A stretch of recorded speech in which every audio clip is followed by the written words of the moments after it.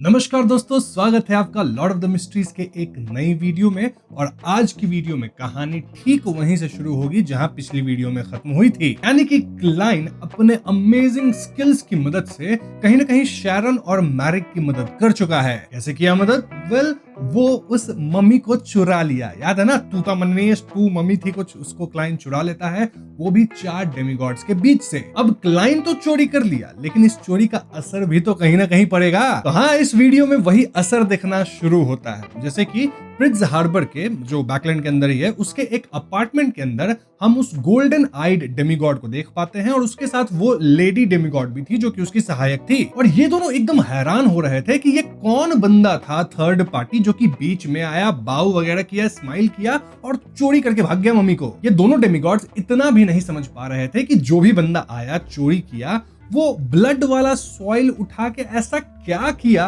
कि मम्मी गायब ही हो गई। क्या ये किसी तरह का रिचुअल था? लेकिन अगर रिचुअल होगा तो रिचुअल के लिए तो पूरी सेटअप चाहिए ना। वो तो मिट्टी चुराया, भागा और कुछ ही सेकंड में मम्मी गायब। तो क्या वो रिचुअल का सेटअप कहीं और पूरा कर चुका था? सॉइल चुराया, रिचुअल वाले आल्टर में फेंका और रिचुअल इफेक्ट हुआ जिससे मम्मी गायब हो गई। या फिर यहाँ किसी तरह के सील्ड आर्टिफैक्ट का इस्तेमाल हुआ है। मतलब पॉसिबिलिटी अनंत है। बेसिकली इन दोनों डेमिगॉड्स को बिल्कुल अंदाजा नहीं था कि ये चोरी कैसे हुआ, लेकिन इन्होंने एक चीज ध्यान दिया था और वो ये कि जब चोरी हुआ मम्मी का, उससे ठीक पहले वहां एक हरिकेन आया था जिसके कारण ही मम्मी का जो ब्लड था वो सॉइल में गिरा था। यानी कि वो हरिकेन जानबूझकर लाया गया है। तो अगर ये लोग चर्च ऑफ स्टॉर्म से इसके बारे में बात करते हैं तो इन्हें कुछ अंदाजा लग सकता है कि ये हरिकेन किस सील्ड आर्टिफैक्ट की मदद से लाया गया था। वैसे ये दो डेमिगॉड्स को कितना खबर है देख लो। इन्हें ये भी याद था कि बैकलैंड में कुछ दिन पहले मिस्टर एक्स का असैसिनेशन हुआ था और उस टाइम भी इसी तरह की एक हरिकेन आई थी। तो जो कोई भी मम्मी चोरी किया है और जो कोई मिस्टर एक्स को असैसिनेट किया था, ये दोनों लोग सेम हो सकते हैं। ऑल्सो इस मम्मी को सिर्फ ज़ॉम्बी बनाने के लिए तो चुराया जाएगा नहीं, मोस्ट प्रोबेबली इसे चुराया गया है किसी तरह के रिचुअल में इस्तेमाल करने के लिए, एंड वो भी एडवांसमेंट रिचुअल हो सकता है। और किसको जरूरत हो सकती है इस एडवांसमेंट रिचुअल की? Of course Rose School of Thought से जो टेम्परेंस फैक्शन के जो मेंबर्स भागे थे, वही दोनों। यहाँ बात हो रही है शैरन और मैरिक की। तो देखो, भले ही ये दो डेमिगॉड्स को ज्यादा कुछ पता नहीं चला कि चोरी कैसे हुआ, लेकिन ये लोग दिमाग लगा के इस पॉइंट तक पहुंच गए हैं कि इस चोरी में हाथ शैरन और मैरिक का हो सकता है। वैसे ये सब बस वो मतलब एनालाइज कर रहे हैं और इनका ये भी सोचना था कि हो सकता है चोरी ऐसे ही करी गई हो, किसी बंदे का ये ग्रैंड एक्ट हो, शायद उसके पोषण के डाइजेशन के लिए ये जरूरी हो। Anything is possible. एंड देखा जाए तो ये बात भी सही है, क्लाइन यहाँ ग्रैंड एक्ट किया था जिससे उसका पोषण डाइजेस्ट होना शुरू हुआ है। तो इसलिए कहता हूँ, डेमिगॉड से तुम जीत गए हो क्लाइन मोरेटी, लेकिन उनका दिमाग बहुत शातिर है, तुम्हारे पीछे आएंगे। और डेमिगॉड दो तो थे नहीं, दूसरे पार्टी के भी 2 डेमिगॉड्स थे, वो भी तो कुछ सोच रहे होंगे। चलो वो भी मैं तुम्हें बता देता हूँ। तो बाकी जो 2 डेमिगॉड्स थे दूसरे पार्टी के, मतलब रोज स्कूल ऑफ थॉट वाले, तो वो लोग शेरवुड बोरो के एक बिल्डिंग में थे। मतलब वहां आसपास बार वगैरह भी था और यहाँ पे एक डेमिगॉड का नाम तो हमें पता भी है, ममोसी नाम था, और दूसरे का नाम हमें इस पॉइंट पे पता चलता है, हु वाज दैट वन। और ये लोग भी इसी बात को डिस्कस कर रहे थे कि आखिर ये मम्मी चोरी किया कौन। और इनके दिमाग में सिर्फ एक बात आता है कि ये काम पक्का शैरन का है, उसको ही एडवांसमेंट रिचुअल के लिए मम्मी चाहिए होगी और शैरन अकेले ये काम कर नहीं सकती। मोस्ट प्रोबेबली शैरन की मदद की होगी रेनेट टिंकर। एक मिनट, रेनेट टिंकर शैरन की क्यों मदद करेगी? रेनेट टिंकर तो अपनी क्लाइन मोरेटी की मैसेंजर है ना, मिस मैसेंजर। शैरन की एक टीचर भी हुआ करती थी, शैरन बोल रही थी। रेनेट टिंकर, शैरन, टीचर, समझ रहे हो? नहीं समझ रहे हो तो समझ लो, ठीक है, मिला लो इन बातों को। तो क्या रेनेट टिंकर भी एक्चुअली में रोज स्कूल ऑफ थॉट से थी और रेनेट टिंकर ही वही है जो कि शैरन और मैरिक को भागने में मदद की, लेकिन इस दौरान उसके साथ कुछ ऐसा हुआ कि अब वो स्पिरिट वर्ल्ड में रहती है अपने 4 हेड को लेके? अगर ऐसा है और अगर रेनेट टिंकर वाकई में शैरन की टीचर है, तो वो सही में सीक्वेंस 3 तो होगी मेरे हिसाब से। एनीवेज, इस बारे में आप सोचो, इसका जवाब आपको आगे फ्यूचर में अच्छे से मिल ही जाएगा। बट काफी हद तक मैंने आपको बता ही दिया है, एक तरह से स्पॉइलर कह सकते हो, लेकिन स्पॉइलर नहीं है क्योंकि जो लोग भी किताब पढ़ रहे होंगे इस पॉइंट पे वो लोग इस कनेक्शन को जोड़ ही लिए होंगे। नाउ ये ममोसी और जैटविन जो थे, इन्हें ये तक पता था कि गिडमन स्पैरो तक जो है ना वो शैरन के एक्वेंटेंस है, तो वो भी शायद कहीं मदद किया हो शैरन का, लेकिन गिडमन स्पैरो दिखा तो नहीं था। अब इन्हें ज्यादा आइडिया नहीं था, तो ये लोग सोचते हैं कुछ नहीं, हम मदर ट्री को प्रे करेंगे, उनसे ही शायद हमें कुछ रिवेलेशन मिले। तो हाँ, ये सब बात करके दोनों यहाँ से निकलने वाले हैं कि तभी एक बंदा इस जगह पे एंट्री लेता है। और बंदा कैसा दिखता है वो नहीं बताऊंगा, बस इतना बताऊंगा कि वो एक मोनोकल पहने हुए था। जी हाँ, बंदा स्माइल किया और इस बंदे पे ज्यादा ध्यान नहीं देता है जैटविन, यहाँ से निकलने लगता है। एंड वो मोनोकॉल वाला बंदा था, वो पास के एक रेस्टोरेंट बार था, उसमें एंट्री लेता है। तभी जैटविन की जो स्पिरिचुअल परसेप्शन थी वो कहीं ना कहीं ट्रिगर होती है। उसे रियलाइज होता है कि उसके हाथ में एक काला कलर का ग्लव था और वो गायब हो चुका है। अब ऑफ कोर्स ये ग्लव जो था वो एक तरह का सील्ड आर्टिफैक्ट था, जैसे मेरे हाथ में ये तुम लोग देखते हो, ये भी एक सील्ड आर्टिफैक्ट है। क्या है कमेंट से बताना, और क्यों है ये भी कमेंट से बताना। एनीवेज जैटविन को पता चल जाता है कि मोनोकॉल वाला जो बंदा है ना, वही उसका जरूर चुराया है ग्लव्स। तो जैटविन सोचता है मिरर ब्लिंक करके जाता हूं उस बंदे के पास, उस बंदे को पजेस कर लूंगा धड़ाधड़। लेकिन जैसे ही वो ये बात सोचा, उसको पता नहीं क्यों डर लगने लगा कि नहीं, मैं ऐसा कर नहीं सकता। और तभी एकदम से जैटविन सब भूल ही गया कि मतलब मैं कुछ ऐसा सोच भी रहा था, और चल दिया वहां से। तो जैटविन का ना सिर्फ ग्लव चोरी हुआ, उसका थॉट तक चोरी हो गया। और ये चोरी किया कौन? मोनोकॉल वाला बंदा एमॉन। दूसरी तरफ शाओ को MI9 से कांटेक्ट होता है और MI9 वाले शाओ को कहते हैं कि याद है कुछ समय पहले मिस्टर एक्स का असैसिनेशन हुआ था और वहां हरिकेन आया था, तो वो जो भी बंदा किया था वो फिर से स्ट्राइक किया है जहां वो एक मम्मी चोरी कर लिया है। तो शाओ को अगर इस बारे में कोई इन्फो मिले तो शाओ बताए। शाओ ये सब जाके फॉस को बताती है एंड फॉस सुनते ही समझ जाती है, एक मिनट ये रेवन स्पैरो फिर शुरू किया क्या कुछ कांड। उधर क्लाइन की बात की जाए तो क्लाइन रेने टिंकर को 3413 गोल्ड कॉइंस अभी भी ओ करती है, जो कि उसको शैरन से मिल गया। तो क्लाइन रेने टिंकर यानी अपने मैसेंजर को बुला के बोलता है ये मेरा रीपेमेंट ले लो। रेने टिंकर का 4 मुंह है ना, चारों मुंह खोला हा करके वैक्यूम जैसा सारे कॉइन को खींच के चली गई। वैसे क्लाइन को शैरन का एक लेटर भी आया है, ठीक है। तो इस लेटर में शैरन सबसे पहले थैंक यू बोली थी हेल्प के लिए, लेकिन लेटर सिर्फ थैंक यू के लिए नहीं था। एडवांसमेंट रिचुअल मतलब ये होने वाला है शैरन का इस मम्मी को लेके, ये बात भी वो इस लेटर में बताई थी। और याद है ना स्पिरिट वर्ल्ड प्लंडरर्स के बारे में शैरन को क्लाइन को बताना था, तो वो सारी इन्फॉर्मेशन शैरन इस लेटर में लिख दी है। तो अपनी मिस बॉडीगार्ड यानी कि शैरन एक्सप्लेन करती है कि स्पिरिट वर्ल्ड प्लंडरर्स स्पिरिट वर्ल्ड की डेप्थ्स में रहते हैं। वो बहुत रेयर, इंटेलिजेंट और अग्रेसिव क्रीचर्स होते हैं। वो दूसरे क्रीचर्स को कैप्चर या किल करके उन्हें सोल अवतार्स में बदल देते हैं और इन अवतार की सोल्स एग्जैक्टली ओरिजिनल सोल जैसी अपीयरेंस और ट्रेट्स शो करती हैं। वो दूसरे स्पिरिट वर्ल्ड क्रीचर्स का डिस्गाइज भी ले सकती हैं। इसीलिए अगर कोई उनसे इनकाउंटर करे तो आसपास के स्पिरिट वर्ल्ड क्रीचर्स में से कौन असली है और कौन उनका सोल अवतार, ये तक समझना ऑलमोस्ट इम्पॉसिबल होता है। शरण ये भी बताती है कि ये क्रीचर्स अपने प्रे के थॉट प्रोसेस को सटली इफेक्ट कर सकते हैं, उन्हें डिसेंसिटाइज्ड स्टेट में डाल देते हैं और उनका जो असली सोल बॉडी होता है ना एक्सट्रीमली पावरफुल स्पिरिचुअली रखता है, मतलब काफी पावरफुल स्पिरिचुअलिटी उसमें रहती है। इसलिए डायरेक्ट स्पिरिचुअल क्लैशेस में वो नोटिसेबल एडवांटेज में रहते हैं। शरण आगे लिखी थी कि स्पिरिट वर्ल्ड प्लंडरर्स को ढूंढना बहुत डिफिकल्ट है। अभी तक सिर्फ एक जगह पे उनके एक्टिविटी साइंस मिले हैं और वो है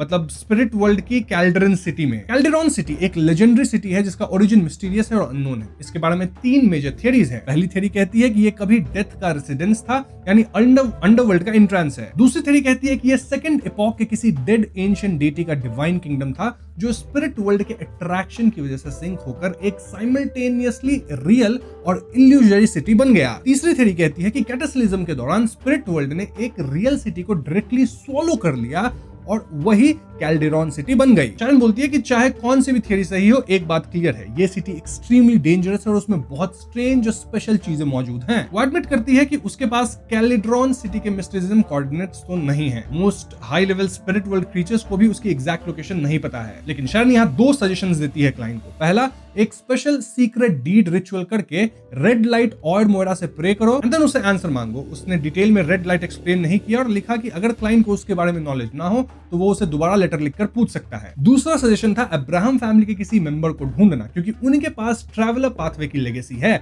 और उन्होंने स्पिरिट वर्ल्ड का काफी डीप एक्सप्लोरेशन किया हुआ होता है। हाँ, उनसे हेल्प ले सकते हो, वेल फॉर्स है, लेकिन वो उतना भी एक्सप्लोरेशन की नहीं है तो वो उतनी हेल्प तो काम आएगी नहीं। अब लेटर पढ़ते वक्त क्लाइंट ने सोचा कि इवन राइटिंग में भी जो है ना मिस शैरन बहुत रिस्ट्रेन्ड पर्सनालिटी शो करती है। क्लाइंट रियलाइज करता है कि फेरो मम्मी सच में पपेट रिचुअल का पार्ट था, जो कि क्लाइंट पहले एंटिसिपेट कर चुका था। पहले रूइंस वाले इविल स्पिरिट ने भी हिंट दिया था कि ये रिचुअल कंपोनेंट हो सकती है। इसलिए क्लाइंट ने कंक्लूड किया कि रिचुअल की एक्चुअल रिक्वायरमेंट शायद ये है, किसी हाई सीक्वेंस बियॉन्डर की डेथ के बाद बची स्पिरिचुअलिटी एक्टिव कॉर्प्स यूज करना या डेथ रिजेंटमेंट से बने इविल स्पिरिट को यूज करना, मतलब वो जो उसका रिचुअल होगा एडवांस करने के लिए। एनीवेज क्लाइंट अपने बारे में सोचने लगता है कि क्या मैं ऑरेंज लाइट से प्रे करके डायरेक्टली रेड लाइट से हेल्प मांग सकता हूँ, कि मतलब ऑरेंज लाइट को बोल दूं कि तुम रेड लाइट से पूछ लो कि भैया ये स्पिरिट वर्ल्ड प्लंडरर्स जो भी है वो कहाँ रहते हैं। इसके बाद क्लाइंट के दिमाग में एक थॉट आया, दूसरे लोगों के लिए कैलिड्रॉन सिटी ढूंढना इम्पॉसिबल लेवल डिफिकल्टी हो सकता है, लेकिन उसके लिए ये ज्यादा डिफिकल्ट है नहीं। कैसे? वेल, वो डायरेक्टली ये टास्क मिस मैजिशियन को दे सकता है। हाँ, मिस मैजिशियन खुद नहीं ढूंढ सकती, लेकिन अब्राहम फैमिली से कनेक्टेड तो है,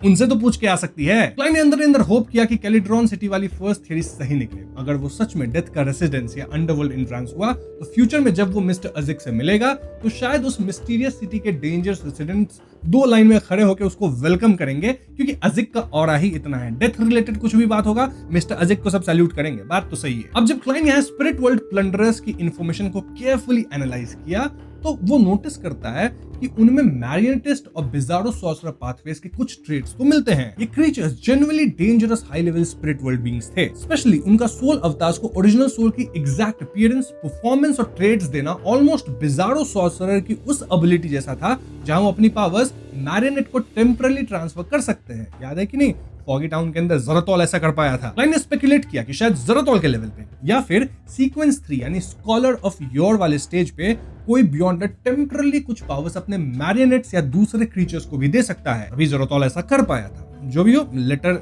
यहाँ पे क्लाइन जला देता है और सोने चला जाता है, क्योंकि जो भी इंफॉर्मेशन चाहिए थी क्लाइन को मिल चुकी थी। अब दूसरी तरफ हम बात करते हैं अपने मिडनाइट पोएट की। मतलब अब वो मिडनाइट पोएट नहीं रहा, लेकिन उसको मैं डियर पोएट ही कहता हूँ। नाम है लेनर्ड मिचेल, जो कि बैठा हुआ है सेंट सैमुअल कैथीड्रल के अंदर। और जब से लेनर्ड के बुढ़े को पता चला है ना कि एमोन कैन बी इन बैकलैंड, तब से बुढ़ा एकदम इनएक्टिव हो गया। ना कुछ बोलता है ना कुछ सुनता है, बस गम में रहता है। वैसे नाइट हॉक्स और रेड ग्लव्स एक अलग कांड से डील कर रहे हैं। क्या हुआ कांड? वेल, पिछली रात ये लोग 3 न्यूमिनस एपिस्कोपेट के मेंबर्स को पकड़े हैं और उनकी इंटरोगेशन चल रही है। इनका जो कैप्टन है रेड ग्लव्स का सोएस्ट, वो बताता है कि न्यूमिनस एपिस्कोपेट 2 फैक्शंस में स्प्लिट हो चुका है। एक फैक्शन डेथ को रिवाइव करना चाहता है, जबकि दूसरा आर्टिफिशियल डेथ क्रिएट करने पे काम कर रहा है। अब जो दूसरा वाला फैक्शन है, जो कि आर्टिफिशियल डेथ को क्रिएट करने की कोशिश कर रहा है, वो ऑलरेडी काफी प्रोग्रेस अचीव कर चुका है और उसे बहुत बेनिफिट्स भी मिले हैं। सोएस्ट सीरियस टोन में बोलता है कि वो लोग लियोन और चर्च दोनों से इंटेंस हेट्रेड रखते हैं। उनका प्लान है आर्टिफिशियल डेथ के एक्सपेरिमेंट्स का कुछ पार्ट डायरेक्टली बैकलैंड में कैरी आउट करना। उनकी सोच भी एग्जैक्टली वही है जो सबको कंसर्न कर रही है। मतलब इवन अगर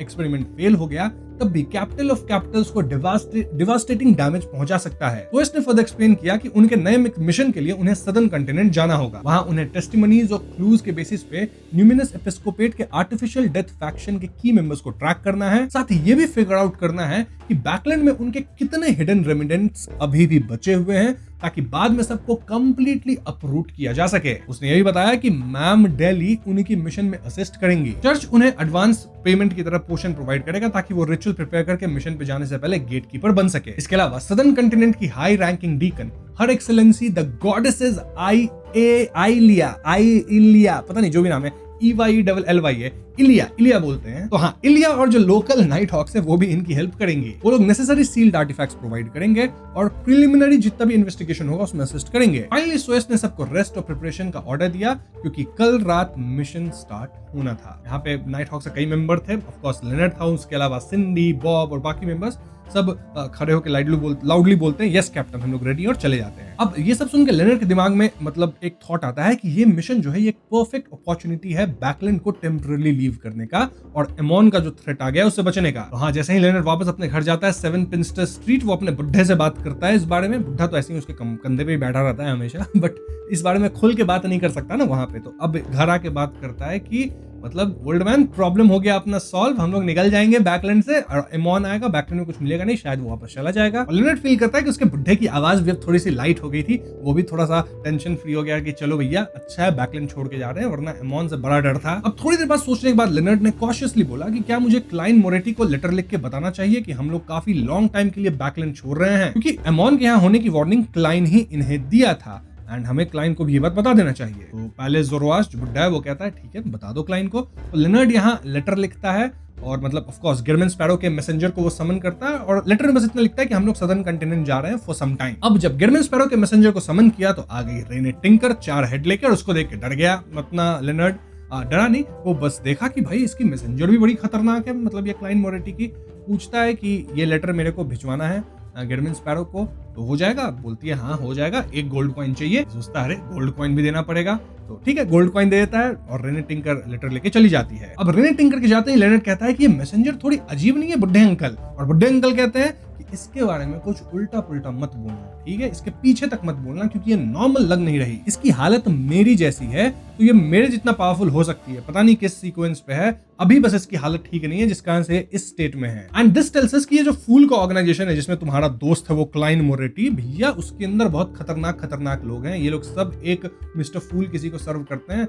मजेदार बात है। उधर क्लाइन को लेटर मिलता है कि लेनर्ड बुड्ढा जो है उसका, वो दोनों कहीं ना कहीं बैकलैंड छोड़ के भाग रहे हैं। मतलब एमोन का इतना खौफ है, तो क्लाइन सोचता है कि जब ये लोग इतना डर रहे हैं तो मैं हीरो क्यों बन रहा हूं, मैं भी भागता हूं बैकलैंड से। कैसे भागूंगा? अरे आर्म्स वाली डील है ना क्लाइन की, चलो वही कर लेते हैं अभी के अभी, और निकल जाएंगे भैया, चले जाएंगे वेस्ट वैलम ईस्ट वैलम जहां जाना हो। तो क्लाइन अपने बटलर को बुलवाता है और कहता है कि तुम मैट के घर चले जाओ और उसको जाके बोल दो कि वेस्ट, मतलब जो वैलम में जाना था ना, वेस्ट वैलम, वहां की डील मतलब मैं करने के लिए तैयार हूं। आर्म्स खरीदने के लिए मेरे पास पैसे भी हो गए हैं, फर्स्ट इंस्टॉलमेंट है 10,000 पाउंड, मैं पे करने के लिए तैयार हूं। देन मैट के यहाँ इन्फॉर्मेशन बताने के बाद तुम डॉक्टर एरन के घर चले जाना और उनको कहना कि मैं उनसे मिलना चाहता हूं। और जब तक तुम ये काम कर रहे हो, क्लाइन बोलता है मैं खुद चला जाऊंगा बर्जरी फाउंडेशन, वहां मैं जाता हूं। तो हाँ, क्लाइन चला गया बर्जरी फाउंडेशन और बाकी जो उसके मतलब ये है बटलर वगैरह, वो मैट के घर और डॉक्टर एरन को इन्फॉर्मेशन देने चले गए। अब बर्जरी फाउंडेशन के अंदर क्लाइन मिल जाता है ऑड्री से, जो कि आज काफी सिंपल सी ड्रेस पहनी हुई थी। क्लाइन ऑड्री से मिलते ही कहता है कि मैं कुछ दिन के लिए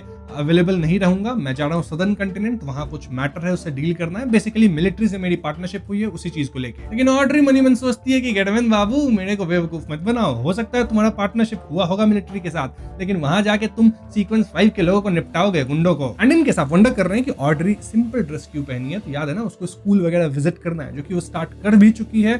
तो वहां वो एकदम हीरोइन बन के तो नहीं जा सकती, तो एकदम सिंपल ड्रेसेस में जाती है। एंड वहां ऑड्री देख पाई है कि कुछ बच्चे कितने ज्यादा गरीब हैं। ऑड्री उनकी मदद करना चाहती है। वैसे ऑड्री अब तक नाइट स्कूल या वीकेंड स्कूल्स पे नहीं गई है, वहां तो बच्चों की हालत और भी खराब होती है। जो भी हो, ऑड्री यहाँ फुली विलिंग है कि वो गरीब लोगों की मदद करेगी और जितना पैसा हो सकता है उतना रेज करने की कोशिश करेगी। एनीवेज, तो बर्जरी फाउंडेशन में अपना काम धंधा करके क्लाइन वहां से निकलता है और 4 बजे सीधा जाता है एरन के घर मिलने, डॉक्टर एरन से।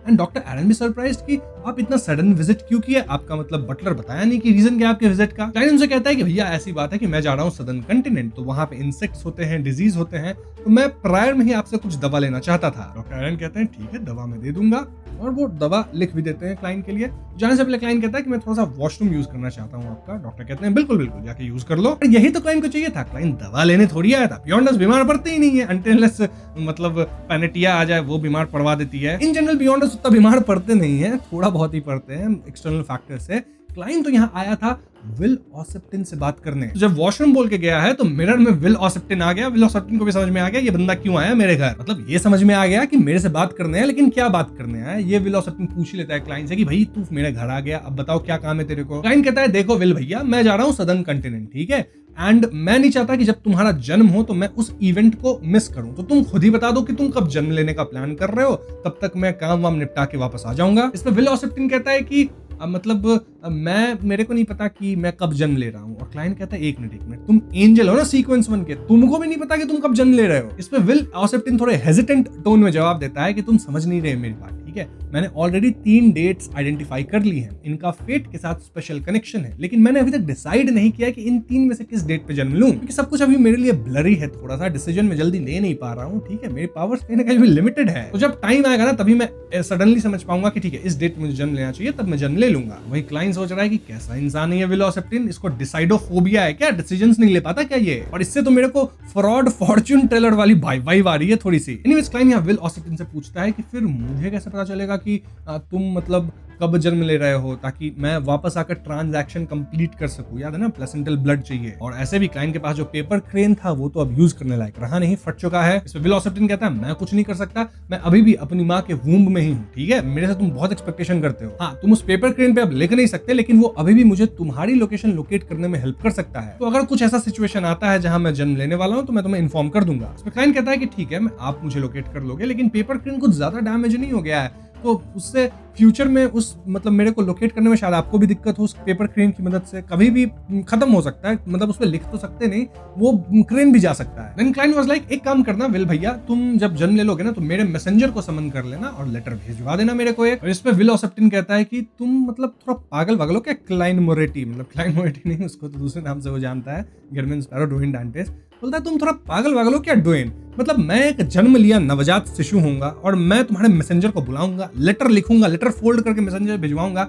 देख के अजीब नहीं लगेगा थोड़ा? मतलब एक न्यू बॉर्न बेबी से तुम लेटर लिखवाना चाहते हो और फिर रिचुअल परफॉर्म करके मैसेंजर को बुलाना, तो थोड़ा पागल वागल है क्या डोइन डांटेस? क्लाइंट भी थोड़ा सा हंसता है, बोलता है कि भैया ठीक है, नॉर्मल बच्चे के लिए अब नॉर्मल है, लेकिन तुम स्नेक ऑफ फेट हो भैया, तुम कुछ भी कर सकते हो। और इस पर विल ऑसेप्टिन कहता है हाँ मैं कर सकता हूँ, लेकिन नेचर के लॉज को भी थोड़ा रिस्पेक्ट करना होता है, ठीक है? तो मैं ये सब जो है ना कांड नहीं करूंगा। फिर विल ऑसेप्टिन कहता है चलो एक काम करते हैं, तुम जो है ना किसी को इस एरिया पे नजर रखने के लिए कह दो, और जैसे ही उन्हें पता चले कि एक इन्फेंट बेबी बॉर्न हुआ है वो इमीडिएटली तुम्हें इन्फॉर्म कर देंगे, फिर तुम आ जाना, सिंपल है। क्लाइंट भी कहता है हाँ ये आइडिया तो अच्छा है, मेरे दिमाग में क्यों नहीं आया, चलो डील डन। तो अब क्लाइंट के जाने का समय आ गया था, लेकिन जाने से पहले क्लाइंट विल से पूछता है कि एक आखिरी क्वेश्चन है, मेरे एक टीचर हैं, ठीक है, मेरा उनका कांटेक्ट नहीं हुआ है उनसे बहुत दिन से, तो क्या तुम उनका करंट फेट देख सकते हो? उनका नाम है अजिक एगर। क्लाइंट एक्चुअली मिस्टर अजिक के बारे में वरीड था, क्योंकि बहुत दिन से रिप्लाई वगैरह आ नहीं रहा है कि नहीं? और क्लाइंट ऐसा नहीं है कि अजिक को खोजने की कोशिश नहीं किया, नहीं, वो ग्रे फॉग के ऊपर जाके कॉपर विसल लेना उनकी, उस पर डिविनेशन तक किया था, लेकिन क्लाइंट को कुछ दिखा नहीं ऐसा, बस एंडलेस साइलेंट डार्कनेस दिखी और डिस्टेंट ब्रीदिंग की आवाज आई थी। लेकिन विल ऑसेप्टिन फेट है भैया, ये पढ़ सकता है, ये बता सकता है। तो विल ऑसेप्टिन अपना अंगूठा चूस रहा है ऐसे ऐसे और बोलता है कि वो जो है ना वो मेटामॉर्फोसिस स्टेट में है तुम्हारा अजिक के घर। शायद अच्छी बात है या शायद बुरी बात है, ये मैं नहीं बता सकता, बस इतना दिख रहा है क्योंकि तुम्हारे टीचर के पास कुछ स्पेशल है जिस कारण से वो सब कुछ मुझे देखने नहीं दे रहा। क्लाइंट सोचने लगा कुछ स्पेशल मतलब क्या डेथ की गॉडहुड से डायरेक्टली रिलेटेड कोई चीज है क्या मिस्टर अजिक के पास? अब क्लाइंट को कौन बताए कि डेथ खुद मिस्टर अजिक है? नहीं इतना भी नहीं बताऊंगा तुम्हें, ठीक है? अब डेथ है या कौन है, डेथ से कैसे रिलेटेड है, ये मैं तुम्हें नहीं बताऊंगा। वैसे कमेंट में लोग होंगे अभी तक, ठीक है, स्पॉयलर्स, ठीक है, चलेगा भाई, आपकी मर्जी। क्लाइंट ये भी सोचता है कि मेटामॉर्फोसिस का मतलब है क्या कि मिस्टर अजिक अपनी मेमोरीज और पावर्स रिकवर कर रहे हैं और इसीलिए स्लम्बर स्टेट में चले गए हैं। ये सोचकर क्लाइंट ने रेस्पेक्टफुली बाउ किया और बोला आंसर के लिए थैंक यू, और विल ऑसेप्टिन भी ओके बाय बाय किया और दोनों यहाँ से निकल लिए। लेकिन जाने से पहले क्लाइंट बस एक आखिरी बात विल ऑसेप्टिन को बोला कि मेरे इन्फॉर्मेशन के हिसाब से ब्लास्फेमी अमोन अभी भी बैकलैंड में है या फिर उसका कोई अवतार यहाँ पे है। और विल ऑसेप्टिन जो कि जा रहा था सुन के एकदम सरप्राइज हो गया, फिर हल्का सा हंसा और बोला कि तुम्हारे लिए ये डिजास्टर है लेकिन मेरे लिए एक ब्लेसिंग है। विल ऑसेप्टिन कहता है कि एमोन और औरोबोरस जो है वो एब्सोल्यूट एनिमीज हैं। इनफैक्ट ज्यादा एक्यूरेटली बोला जाए तो एमोन जो है वो ट्रू क्रिएटर को लिटरली हेट करता है। वो हमेशा सोचता रहता है कि उसे गॉडहुड थ्रोन से कैसे गिराया जाए, जबकि औरोबोरस उस इविल गॉड का लॉयल फॉलोअर है। विल ऑसेप्टिन भी तो स्नेक ऑफ फेट है, लेकिन विल ऑसेप्टिन को हंट भी तो एक औरोबोरस कर रहा है, तो अगर एमोन बैकलैंड में आए तो वो जो हंट कर रहा है विल ऑसेप्टिन को वो भाग जाएगा। तो विल ऑसेप्टिन कहता है मेरे लिए तो बढ़िया न्यूज है, तुम जानो, थैंक यू एमोन, आप आ गए इधर बैकलैंड में। और ये बातें सुनकर क्लाइंट थोड़ा सा कन्विंस्ड हो गया कि ट्रू क्रिएटर भी जो है ना वो एंशिएंट सन गॉड को डिवाइड करने वाले पार्टिसिपेंट्स में से एक था। उसने मेंटली इमेजिन किया कि ट्रू क्रिएटर शायद वही ब्लैक इन्फेंट है जो स्टॉर्म एंजल, व्हाइट एंजल और विजडम एंजल के बीच में था। याद है वो पूरा इमेज जिसको पढ़ के हम लोग देख के हम लोग पूरा कांप उठे थे। और उस टाइम मैंने आपको बताया था वो छोटा सा डेविलिश बच्चा दिख रहा है ना, वही ट्रू क्रिएटर है, गंदा सा। और क्लाइंट भी इस बात को अब जाके रियलाइज कर चुका है। एनीवेज क्लाइंट यहाँ से निकलता है और अब तक उसको मैट से कंफर्मेशन आ गया है कि चलो तुम्हारे पास पैसा है तो मिलिट्री वेटरन मेस में आ जाओ, वहां कैल्विन से मिलवा देंगे तुमको। तो हाँ, क्लाइंट वहां गया, कैल्विन से मिला, उसको 10,000 पाउंड दे भी दिया। वो बोला कि पार्ट पेमेंट करना था ना आर्म्स के लिए, तो ये मेरा पहला पार्ट पेमेंट है, रख लो इसको। तो client of course waste Belum जाके इन आर्म्स को बेचने का प्लान कर रहा था। क्लाइंट कहता है कि उसका प्लान पहले वेस्ट बैलम जाकर वहां ऐसे क्लाइंट से कांटेक्ट करना है जिसको ऐसे गुड्स की जरूरत है, मतलब इन आर्म्स की। साथ ही वो पहले से ऑब्वियस ऑब्स्टैकल्स जो भी होंगे उनको क्लियर कर देगा। फिर अग्रीड टाइम पे वो टेलीग्राफ के थ्रू कांटेक्ट करेगा और ईस्ट बैलम बॉर्डर पे जाके गुड्स को रिसीव करेगा। अब कैल्विन ये सब सुनता है और सोचने के बाद बोलता है कि 20 जून के बाद टेलीग्राम भेजना। एग्जैक्ट डिटेल्स मैं मतलब बाद में बता दूंगा। फिलहाल प्लान ये था कि टेलीग्राम मिलते ही वो वहां के ऑफिसर्स को इन्फॉर्म करेगा और काउंटर साइन और पासवर्ड डेजिग्नेटेड पर्सनल तक पहुंचवा देगा ताकि वो वेयर हाउस तक जा सके। फिर कैल्विन ने पूछा कि क्या प्रोटेक्शन के लिए ऑक्सिलरी पर्सनल चाहिए होंगे और क्लाइंट कब लीव करने का प्लान कर रहा है। क्लाइंट अंदर अंदर सोच रहा था कि उसका असली गोल बस वेस्ट बैलम में कोई ऐसी जगह ढूंढना है जहां रोज स्कूल ऑफ थॉट का इन्फ्लुएंस ना हो, बाकी काम तो डैनेट संभाल ही लेगा। और ऑब्वियसली वो आज ही लीव करके आज ही पहुंचना चाहता है, लेकिन इतनी जल्दी मूवमेंट सस्पिशियस लगती है। तो 2 सेकंड सोचने के बाद क्लाइंट ने कामली जवाब दिया कि फिलहाल सिक्योरिटी की तो जरूरत नहीं है। सदर्न कंटिनेंट के कुछ एरियाज में एक्स्ट्रा गार्ड्स ही कॉन्फ्लिक्ट का मेन रीजन बन जाते हैं। उसने कॉन्फिडेंटली बोला कि वेस्ट बैलम में उसके काफी फ्रेंड्स हैं और जब तक वो कोई वैल्यूएबल आइटम कैरी नहीं कर रहा उसकी सेफ्टी तो गारंटेड है, मतलब क्लाइन को कुछ होगा नहीं, ऐसा क्लाइन बता रहा है कैल्विन को। और जहां तक बात है कि क्लाइन कब जाएगा, तो क्लाइन सीधा सीधा आंसर दे दिया कि जितना जल्दी हो सके उतनी जल्दी मैं निकलूंगा, कोई टाइम ऐसा स्पेसिफिक नहीं बताया। कैल्विन ऑलमोस्ट 1 मिनट तक साइलेंटली सोचता रहा, फिर धीरे से नोट किया। उसने बोला कि कल डिनर के बाद कोई क्लाइन को रिसीव करने आ जाएगा। मिलिट्री का एक एयरशिप गुड्स और पर्सनल को देसी वे भेजने वाला है और वहां से सदर्न कंटिनेंट शिप के थ्रू काफी पास है। अगर सब कुछ स्मूथली गया तो सिर्फ 2-3 दिन लगेंगे और क्लाइन वहां पहुंच जाएगा। और इवन अगर स्टॉर्म की वजह से सी रूट डिटोर लेना पड़ भी गया तब भी मैक्सिमम 1 वीक ही लगेगा और क्लाइन पहुंच जाएगा। क्लाइन भी बोला ठीक है, कल यानी रात को हमको निकलना होगा, निकल जाएंगे, कोई बात नहीं, थैंक यू वेरी मच। और क्योंकि वो मिलिट्री एयरशिप से जाने का प्लान कर रहा था क्लाइन, एटलीस्ट देसी बे तक, तो क्लाइन सोचता है मिलिट्री के साथ बैकलैंड लीव करेंगे, ये तो काफी सेफ वाली बात हो गई, अच्छी बात है, एमॉन कुछ कर नहीं पाएगा मेरे को ऐसे में। और इससे उसके ऊपर अननेसेसरी सस्पिशन भी नहीं आएगा क्योंकि मिलिट्री शिप तो एनीहाउ जाने वाली थी, क्लाइन बस उसमें एक एक्स्ट्रा पैसेंजर होगा। वहां कुछ और डिटेल्स कैल्विन के साथ क्लाइन यहाँ बात करता है, नॉट इंपॉर्टेंट, जिसके बाद क्लाइन बोलता है चलो अब मैं निकलता हूँ। और वो फायर एरिया में आता है, जो मतलब एंट्री एरिया काइंड ऑफ वहां। और फायर में डाइनिंग टेबल के पास ऑलमोस्ट 10 मिलिट्री यूनिफॉर्म्स और कैजुअल क्लोथ्स पहने हुए आदमी वाइन लेकर खड़े थे। वो रिसेंट रूमर्स के बारे में केयरफुली लाफ कर रहे थे, बातें कर रहे थे। और तभी क्लाइन की नजर एक ऐसे आदमी पे पड़ती है जो कि क्लाइन को काफी फेमिलियर सा लगता है। वो आदमी 1.85 से थोड़ा ज्यादा लंबा था मीटर से, ऑलमोस्ट 1.9 मीटर्स का था, मतलब मेरे जितना, मैं 1.88 हूँ। उस आदमी की आर्म्स जो थी वो अनयूजुअली लॉन्ग थी, उसके फीट थोड़े आउटवर्ड एंगल पे थे और सबसे नोटिसेबल चीज थी उसकी एबनॉर्मली ब्रॉड शोल्डर्स, जिसकी वजह से उसका ब्लैक सूट एकदम टाइट लग रहा था। क्लाइन का दिमाग इंस्टेंटली रेस करने लगा और उसके नर्व्स टेंस हो गए। उसने तुरंत याद कर लिया कि ये फेमिलियरिटी कहां से आ रही है। देखो, ये वही डेमिगॉड था जो उस रात क्रेजी कैप्टन कॉनर्स से मिला था। जी हाँ, वही सस्पेक्टेड डेमिगॉड जो रॉयल फैमिली के एक फैक्शन के लिए काम करता लग रहा था और ह्यूमन ट्रैफिकिंग सुपरवाइज कर रहा था। मतलब ग्रेट स्मॉग ऑफ बैकलैंड का जो कांड था सेकंड बुक के अंदर, उससे ये एसोसिएटेड हो सकता है। पहले उस हाई सीक्वेंस बियॉन्डर ने ब्लैक हुड पहना हुआ था जो डिविनेशन इंटरफियर करता था और उसका फेस प्रॉपर्ली रिवील नहीं होने देता था। क्लाइन को उसके बॉडी ट्रेट्स तो क्लियरली याद थे और आज क्लाइन इस बंदे का चेहरा भी देख चुका है, लिटरली देख लिया है। क्लाइन अब फाइनली कुछ तो नया मतलब पता कर पाया ग्रेट स्मॉग ऑफ बैकलैंड के वाले डायरेक्शन में, जिसके बारे में उसको इन्वेस्टिगेट करना कर नहीं पाता लौंडा। बट आज एक इंपॉर्टेंट ब्रेक थ्रू तो मिला है, मानना होगा। अब क्लाइन इस डेमिगॉड को देख रहा था, ऑफ कोर्स वो डेमिगॉड है और डेमिगॉड भी समझ गया कोई उसको देख रहा है। उनकी इंट्यूशन होती है भैया, और वो भी क्लाइन की तरफ देखा। क्लाइन की डर से हालत खराब, क्योंकि डेमिगॉड से तो लड़ नहीं सकता वो, उसको लिटरली पसीने आने लगे थे। लेकिन क्लाइन सोचता है नहीं, डरने की कोई जरूरत नहीं है, मैं ऐसे ही देख रहा हूँ, लोगों को नॉर्मली भी देख सकते हैं ना। और ऐसे भी क्लाइन को यानी कि ड्वेन डांटिस को अब पूरा बैकलैंड जानता है, क्योंकि डोनेशन जो किया है 15,000 पाउंड्स का, मतलब शेयर्स था 3% जो कि 15,000 पे वैल्यूड है। तो क्लाइन सोचता है नहीं, डरने की कोई बात नहीं है। इवन इफ वो देख रहा है, वो सोचा होगा ऐसे ही ड्वेन डांटिस से घूम रहा है तो टेंशन वाली बात नहीं, उसे कुछ शक हुआ नहीं होगा। बाय द वे, ये जो डेमिगॉड है, क्लाइन ऐसा सोचता है कि वो मोस्टली ब्लैक एम्परर पाथवे से है। वैसे क्लाइन उसका पूरा लुक देख लिया था, थिक मुस्टैच एंड ऑल, तो क्लाइन समझ गया था कि अब इसको मैं कहीं भी पहचान लूंगा। थोड़ा बहुत क्लाइन यहाँ लोगों से बातचीत करता है, फिर घर के लिए निकलता है, घर पहुंच जाता है।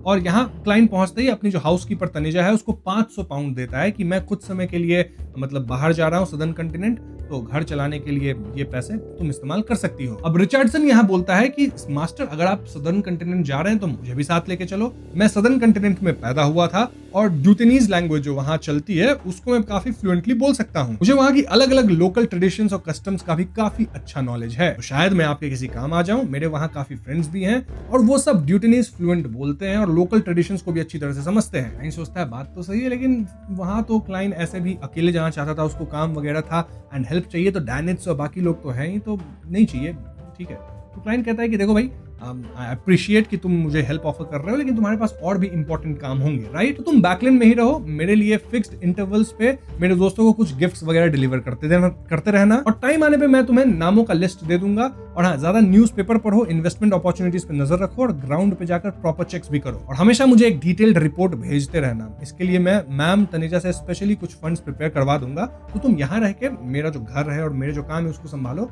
साथ चलने की जरूरत नहीं है। एनीवेज, तो क्लाइन ऊपर जाता है अपने रूम में, अरोडेस को समन करता है, उसको भी बता रहा है कि ठीक हो भैया, मैं जा रहा हूँ सदर्न कंटिनेंट। मतलब ढिंडोरा पीट रहा है कि मैं जा रहा हूँ सदर्न कंटिनेंट, जा रहा हूँ, सबको एक एक करके बता रहा है। अब क्लाइन यहाँ अरोडेस से पूछता है कि क्या मैं सदर्न कंटिनेंट में तुमसे कांटेक्ट कर सकता हूँ? अरोडेस बोलता है ऑफ कोर्स, बस आपको वो मैजिकल रेडियो ट्रांसीवर निकालना होगा। लेकिन उसे रियल वर्ल्ड में ज्यादा देर तक मत रखिएगा मास्टर, क्योंकि वो बहुत फ्रीक्वेंटली अगर आप यूज करते हैं ना, तो मदर ट्री ऑफ डिजायर के बहुत फॉलोअर्स और बेनिफिशियरीज है वहां, वो उस रेडियो के थ्रू आपकी लोकेशन डिटेक्ट कर सकते हैं। क्लाइंट ये सब बात सुना, फिर अरोडेस से पूछता है, एक मिनट तुम मदर ट्री ऑफ डिजायर के बारे में क्या क्या जानते हो, बता दो। अब ये क्वेश्चन सुनते ही अरोडेस चुप हो गया। जो इतना बोलता है मास्टर चुप हो गया बंदा, मतलब बोलता नहीं है, अपने मिरर पे लिखता है, समझ लो मेरी इमोशंस को। एनीवेज अरोडेस यहाँ काफी देर बाद हिम्मत करके अपने मिरर पे लिख के जवाब देता है कि मैं उसका नाम लेने की भी हिम्मत नहीं करता और ना ही उसे डिस्प्ले करने की। यानी कि दोस्तों ये जो मदर ट्री ऑफ डिजायर है वो सीक्वेंस 1 से भी स्ट्रॉन्ग है, तभी अरोडेस इतना डर रहा है। जो भी वो क्लाइंट यहाँ अरोडेस को एक काम देता है, काम ये कि तुम्हें डॉक्टर एरन की फैमिली पे ध्यान रखना है, अगर उनके घर पे कोई बच्चा पैदा होता है तो मुझे इन्फॉर्म कर देना। याद है ना, प्लान किया था अभी विल ऑसेप्टिन के साथ, तो ये काम अरोडेस को ही दे दिया। अब अरोडेस पूछता है, मास्टर आप उस बच्चे को कैसे जानते हो, मतलब उस बच्चे का अभी तक जन्म भी नहीं हुआ और आप अभी से कुछ प्लानिंग कर रहे हो। एंड क्लाइंट कहता है फ्रेंड्स है हम लोग। तो अरोडेस पूछता है सिर्फ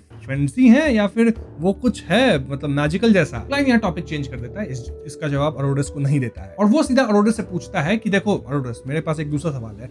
मैं अभी वेटरन मिलिट्री मेस में गया था, तो वहां मैं एक बंदे से मिला, ठीक है, मैं उसकी ड्राइंग बना देता हूँ, ये लो ड्राइंग, और देख के बताओ कि ये बंदा कौन है। अरोडेस ड्राइंग देख के कहता है ये है ब्रिगेडियर जनरल कोनस किलगोर। वो MI9 से है और डिप्टी डायरेक्टर पोजीशन पे है। ऑफिशियली नोन है कि वो लॉयर पाथवे का सीक्वेंस 5 बियॉन्डर है, लेकिन उसके पास एक पावरफुल सील्ड आर्टिफैक्ट भी है। हाँ, लॉयर पाथवे से है, ठीक है। क्लाइंट सोचता है MI9 का ब्रिगेडियर जनरल, डिप्टी डायरेक्टर, और क्लाइंट इंस्टेंटली कंक्लूड किया ये आदमी रॉयल फैमिली के उस फैक्शन का रिप्रेजेंटेटिव है जो स्पाई नेटवर्क कंट्रोल करता है। फिर अरोडेस यहाँ क्लाइंट से पूछता है कि कॉरन का जो केस हुआ था ना मास्टर, जहां में वो खुद को खत्म किया था, उसके बारे में आपको कुछ बताऊं। क्लाइंट बोलता है बताओ। तो अरोडेस इमीडिएटली आंसर करता है कि रॉयल फैमिली का कंसल्टेंट क्वीन रैम्बिस वो साइकोलॉजी एल्केमिस्ट के काउंसलर्स में से एक है और उसका लेन देन हो सकता है इस चीज में ना। साइकोलॉजी एल्केमिस्ट है, इसको तो ज्वाइन कर रही है अपनी मिस जस्टिस, मतलब ज्वाइन कर चुकी है ऑलमोस्ट, एंड रॉयल फैमिली का कंसल्टेंट भी वो है,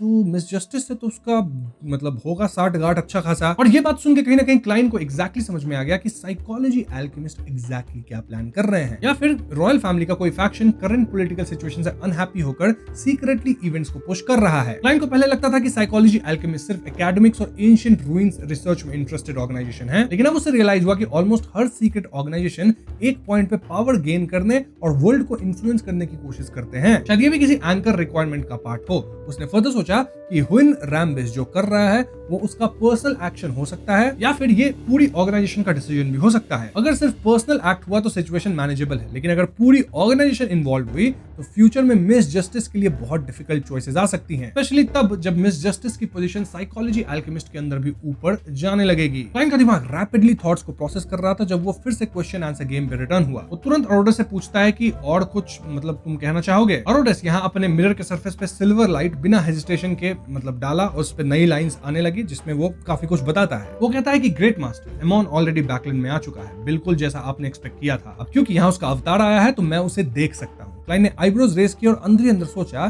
कि मैंने कब एक्सपेक्ट किया था, लेकिन आउटवर्डली वो काम रहा और बोला मुझे पता है। फिर उसने कैजुअली कंक्लूड किया कि ठीक है, आज के लिए बस इतना ही है, अगर फ्यूचर में मेरे पास कोई और क्वेश्चन आता है तो मैं रेडियो ट्रांससीवर का यूज करके तुम्हें समन कर लूंगा। और अरोडेस को यहाँ से बाय कहता है, जाने के लिए कहता है। वहां अब क्लाइंट मंडे को ही ट्रैवल करने वाला है, इसके लिए वो लगेज वगैरह प्रिपेयर करता है, 500 पाउंड्स भी अपने पास रख लेता है, बाकी पैसा ग्रे फॉग में डाल दिया। सब एक साथ लेके नहीं जाना, क्योंकि अगर वहां कुछ हो गया क्लाइंट को तो एटलीस्ट उसके पास ग्रे फॉग में कुछ पैसा तो रहेगा ना। लेकिन जाना तो मंडे को शाम को है ना, 3 बजे तो ग्रे फॉग मीटिंग होगी कि नहीं, टैरो क्लब मीटिंग होगी कि नहीं दोस्तों। तो हाँ, आज होती है टैरो क्लब मीटिंग और आज थोड़ी मीटिंग इंटरेस्टिंग रहने वाली है, मतलब थोड़ी सी इंटरेस्टिंग। और क्यों रहने वाली है? क्योंकि आज जब हाय हेलो हो जाता है मीटिंग शुरू होने के बाद, तो आज मिस्टर फूल खुद बोलना शुरू करते हैं। क्या बोलते हैं मिस्टर फूल? मिस्टर फूल कहते हैं कि एमॉन रिसेंटली बैकलैंड में आ चुका है, मतलब उसका एक अवतार आया है। ये सुन के सब डर जाते हैं बहुत ज्यादा, और सबसे ज्यादा डेरिक डर गया क्योंकि वो लिटरली एमॉन से पजेस हो गया था एक और उसके अवतार से, याद है कि नहीं। यहाँ सब कांपने लग गए थे और ऑड्री हिम्मत करके पूछ लेती है कि मैं चर्च को कर दूं क्या इन्फॉर्म। अब क्लाइंट को पता है कि चर्च कुछ नहीं उखाड़ पाएगा, याद है ना, इसका बहुत अच्छा एक्सप्लेनेशन ज़ोरोआस्ट्र दिया था, लेकिन ज़ोरोआस्ट्र तो लेनर्ड को एक्सप्लेनेशन दिया था ना, तो क्लाइंट को एक्सप्लेनेशन कैसे पता? नहीं, क्लाइंट को बताया नहीं था वो एक्सप्लेनेशन, क्लाइंट खुद ही सोच लिया कि ये काम तो लेनर्ड खुद भी कर सकता था ना, चर्च को ये बात बता सकता था, लेकिन वो भी भागना चूज किया। इसका मतलब चर्च भी एमॉन का कुछ उखाड़ नहीं सकता, तो ऑड्री भी अगर चर्च को रिपोर्ट करती है तो कुछ होगा नहीं। तो मिस्टर फूल कह देते हैं चिल, नो नीड, मतलब चर्च को बोलने का जरूरत नहीं है। और मतलब मिस्टर फूल का तो अलग रीजन है ये बोलने का, लेकिन बाकी लोग देखते हैं कि मिस्टर फूल कितना ज्यादा चिल है, तो बाकियों को भी हिम्मत आ जाता है कि हम लोग भी टैरो क्लब से हैं भैया, मिस्टर फूल के हम लोग डिसाइपल्स हैं, ऐसे कैसे हमें एमॉन कुछ कर देगा। इन्हें कौन पता है मिस्टर फूल खुद भाग रहा है बैकलिन छोड़ के एमॉन के डर से। अब ऑड्री पूछती है कि वैसे एमॉन बैकलिन में आया क्यों है, मतलब एमॉन का अवतार क्यों आया है। मिस्टर फूल बोलते हैं कि तुम लोगों को ढूंढ रहा है, लिटरली वो मिस्टर फूल और उसके क्लब के मेंबर्स को ढूंढ रहा है। ये सुन के फिर से सबकी हवा टाइट, क्योंकि दिस इज वेरी स्कैरी। लेकिन मिस्टर फूल बोल रहे थे कि इग्नोर करो इस सिचुएशन को, यानी बाकी सोचते हैं कि सिचुएशन लगता है अंडर कंट्रोल है, क्योंकि अगर मिस्टर फूल ही चिल है तो हम भी चिल हैं, हम भी सेफ हैं। All hail Mister Fool, praise the Fool, ठीक है, प्रेज करते रहो, मिस्टर फूल भाग रहे हैं यहाँ से सीधा सीधा, ठीक है, सदर्न कंटिनेंट। खैर, तो ये सब बात होने के बाद कैटलिया कहती है कि आज मैं 3 डायरी पेजेस लेके आई हूँ, आए हो तो लाओ पेजेस, पढ़ाई शुरू की जाए, है कि नहीं, रीडिंग टाइम है मिस्टर फूल का। तो डायरी पेज शुरू होती है 10 मार्च से। रोजेल ने लिखा कि उसने उस एंशिएंट और एक्सट्रीमली सीक्रेट ऑर्गेनाइजेशन की गैदरिंग अटेंड की। काफी ऑब्जर्वेशंस के बाद वो एक चीज को लेकर और कंफ्यूज होता जा रहा था, and that is trend of times का एक्चुअल मीनिंग क्या है, और ये डिसाइड कौन करता है। अगर उन लोगों की बात सच है और एंड में ओरिजिनल क्रिएटर रिवाइव होकर सब कुछ वापस अपने अंदर अब्सॉर्ब करके नया वर्ल्ड और नई हिस्ट्री क्रिएट करेगा, तो फिर उन्हें इवेंट्स को नेचुरली मैनिपुलेट करने की क्या जरूरत है। वो डायरेक्टली वर्ल्ड वॉर, एंजल की वॉर या गॉड्स की वॉर ट्रिगर करके अपना गोल फास्टर अचीव कर सकते हैं। रोजेल ने फर्दर सोचा कि शायद टाइम्स खुद ओरिजिनल क्रिएटर का एक पार्ट है, शायद सिर्फ तभी वो रिवाइव हो सकता है जब दुनिया एक स्पेसिफिक डायरेक्शन में डेवलप करे। उसे ये सब बिल्कुल अनसाइंटिफिक लग रहा था, लेकिन फिर उसने खुद ही एडमिट किया कि जो चीजें वो देख और एक्सपीरियंस कर रहा है वो भी साइंस से बहुत ज्यादा दूर है। उसने जोकिंगली लिखा कि अगर उसकी चलती तो क्रिएटर को रिवाइव करने की कोई जरूरत ही नहीं थी, सब लोग बस एंजॉय करते और रिस्ट्रिक्शंस के बिना जीते, वही बेटर होता। उसने नोटिस किया कि ऑर्गेनाइजेशन में काफी मेंबर्स उसकी तरह सोचते हैं, लेकिन कुछ लोग बहुत रिजिड और ऑब्सेसिव बिलीवर्स हैं। रोजेल कंफ्यूज थे कि उन्हें आइडियलिस्ट्स बोले या क्रेजी कल्टिस्ट्स। सबसे ज्यादा वो ऑर्गेनाइजेशन के मिस्टीरियस लीडर को समझ नहीं पा रहा था।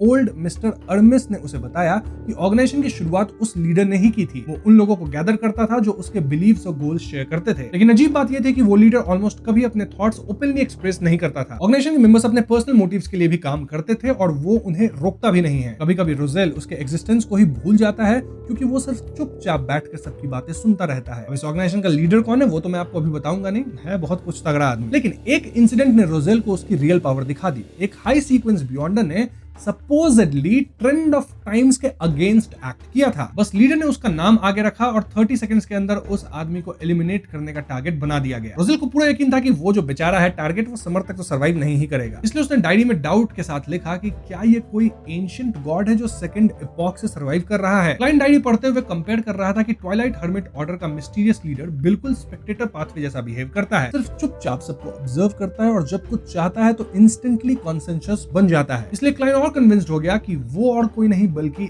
एडम ही है। जी हाँ, एमॉन का भाई और क्रिएटर का दूसरा बेटा। क्लाइंट सोचता है कि रोजेल ने लेटर लाइफ में मिस्टर डोर से काफी सीक्रेट सीखे होंगे और प्रोबेबली सेम कंक्लूजन तक पहुंच ही गया होगा। एनीवेज, अगली एंट्री 11 मार्च की थी और उसमें रोजेल ने लिखा था कि जितना वो कल की गैदरिंग को याद करता है उतना ही ज्यादा डर फील करता है। लिटरली उस गैदरिंग में एक डेमीगॉड लेवल एग्जिस्टेंस की फेट सिर्फ कुछ वर्ड्स में डिसाइड कर दी गई थी। मतलब उस आदमी को अपोज करने का चांस तक नहीं मिला। और ऑर्गेनाइजेशन की स्ट्रेंथ देखकर रोजेल को लग रहा था कि 7 ऑर्थोडॉक्स चर्चेस को छोड़कर दुनिया में ऐसी कोई चीज नहीं जो ये लोग नहीं कर सकते। चाहे तो पूरा नेशन तक टॉपल कर सकते हैं ये लोग, इतनी पावर रखते हैं। उसने लिखा कि वो खुद को लकी मानता है कि ऑर्गेनाइजेशन का मेंबर बन गया, वरना शायद एक दिन बिना वार्निंग के उसकी असैसिनेशन हो जाती और वो कुछ कर भी नहीं पाता। रोजेल को ये सीक्रेट ऑर्गेनाइजेशन डीपली डिस्टर्बिंग लग रहा था। वो लोग शैडोज में छुपकर दूसरों की लाइफ और डेथ डिसाइड कर सकते थे। मेंबर होने के बाद भी रोजेल अंदर से जेन्युइनली फियरफुल और डिसगस्टेड फील कर रहा था। उसने फर्दर लिखा कि ये वर्ल्ड अर्थ से बहुत ज्यादा डेंजरस है। कभी कभी हाई स्पिरिचुअलिटी के साथ बॉर्न होना, कोई एंशिएंट बुक कैजुअली पढ़ना, शिप पे बिजनेस ट्रिप पे जाना, किसी ब्यूटीफुल लेडी को एडमायर करना, ट्रैवलिंग के शौक में किसी कासल में घुस जाना, या बस रात को नेक्स्ट रूम की फाइट की आवाज से उठ जाना भी किसी ट्रैजिक और कंफ्यूजिंग डेथ का रीजन बन सकता है इस वर्ल्ड के अंदर। मतलब अर्थ में एटलीस्ट ऐसा नहीं था, ठीक है, यहाँ तो बहुत ज्यादा डेंजर है। इसी वजह से वो स्ट्रॉन्गर बनना चाहता था, अपनी फेट खुद डिसाइड करने लायक बनना चाहता था। और फिर टिपिकल रोजेल स्टाइल में वो कॉन्फिडेंटली लिखते हैं कि मैं डेफिनेटली सक्सीड करूंगा, मैं इस एरा का प्रोटैगनिस्ट हूं। अब अगली एंट्री 12 मार्च की थी और उसमें रोजेल डिसाइड किया कि वो 4th, 3rd और 2nd एपॉक से रिलेटेड मटेरियल्स ढूंढने लगेगा। ट्वाइलाइट हर्मिट ऑर्डर ज्वाइन करने के बाद उसे रियलाइज हुआ कि हिस्ट्री में काउंटलेस हिडन सीक्रेट्स हैं जो पूरे एपॉक की डायरेक्शन चेंज कर सकते हैं। प्रॉब्लम ये थी कि ऐसी इंफॉर्मेशन बहुत रेयर थी। या तो चर्चेस के पास प्रिजर्व थी या कंप्लीटली डिस्ट्रॉय कर दी गई थी। रोजेल को लग रहा था कि सिर्फ सबऑर्डिनेट्स पे डिपेंड रहकर कुछ नहीं मिलेगा। बेस्ट ऑप्शन था अपना सीक्वेंस रेज करना ताकि चर्च के अंदर उसका स्टेटस और अथॉरिटी दोनों बढ़ जाए। क्लाइन ने नोट किया कि डायरी से क्लियर था कि रोजेल ने मिस्टर डोर से contact Twilight hermit order join करने के काफी बाद किया था। शायद तब तक वो हाई सीक्वेंस बियॉन्डर बन चुका था, वरना मिस्टर डोर की रेविंग सर्वाइव करना इंपॉसिबल होता। क्लाइन ने कंपेयर किया कि रोजेल के कंपैरिजन में उसके लिए हिस्ट्री इन्वेस्टिगेट करना कितना ईजी है। उसके पास रोजेल की डायरीज है, सिटी ऑफ सिल्वर है और कभी कभी तो King of Angels level evil spirits तक मिल जाते हैं। एनीवेज 18 मई की एंट्री में रोजेल ने लिखा था कि उसे रीसेंट टाइम में नाइटमेयर्स आ रहे हैं। ड्रीम से वो एंशिएंट सिल्वर ग्रे आर्मर पहने क्लिफ के पास बैठा होता है और उसके सामने एंडलेस ब्लैक फॉग होती है जो करप्शन और इविल से भरी होती है। सिर्फ उसे देखते मात्र ही उसके माइंड को इफेक्ट पड़ता है। ड्रीम के एंड में उसके फेस पे ब्लैक पैटर्न्स आ जाते हैं, स्किन हार्ड हो जाती है और स्टिकी लिक्विड बॉडी पे फ्लो करता फील होता है। उसकी आईज कंप्लीटली रीजन लूज कर देती है। रोजेल को रियलाइज होता है कि शायद ये अबिस का रिफ्लेक्शन है, वही अबिस जिसमें वो पिछले मंथ एंटर करने की कोशिश कर चुका है। जैसे जैसे नाइटमेयर्स फ्रीक्वेंट हो रहे हैं उसके थॉट्स भी डार्कर होते जा रहे थे। कभी छोटी सी इंसल्ट या फाइट पे उसका मन करता है कि सामने वाले को मतलब पटक दे, एकदम पेलने लग जाए। उसकी बैक पे डार्क रेड लंप्स ग्लो हो रहे हैं और बॉडी टेम्परेचर भी ड्रॉप हो रही है। रोजेल को शक हुआ कि ये अबिस करप्शन का इफेक्ट है। वो चर्च की हेल्प नहीं ले सकता था क्योंकि फिर प्रिमिटिव आइलैंड और अबिस का एग्जिस्टेंस रिवील करना पड़ता। इसलिए उसने डिसाइड किया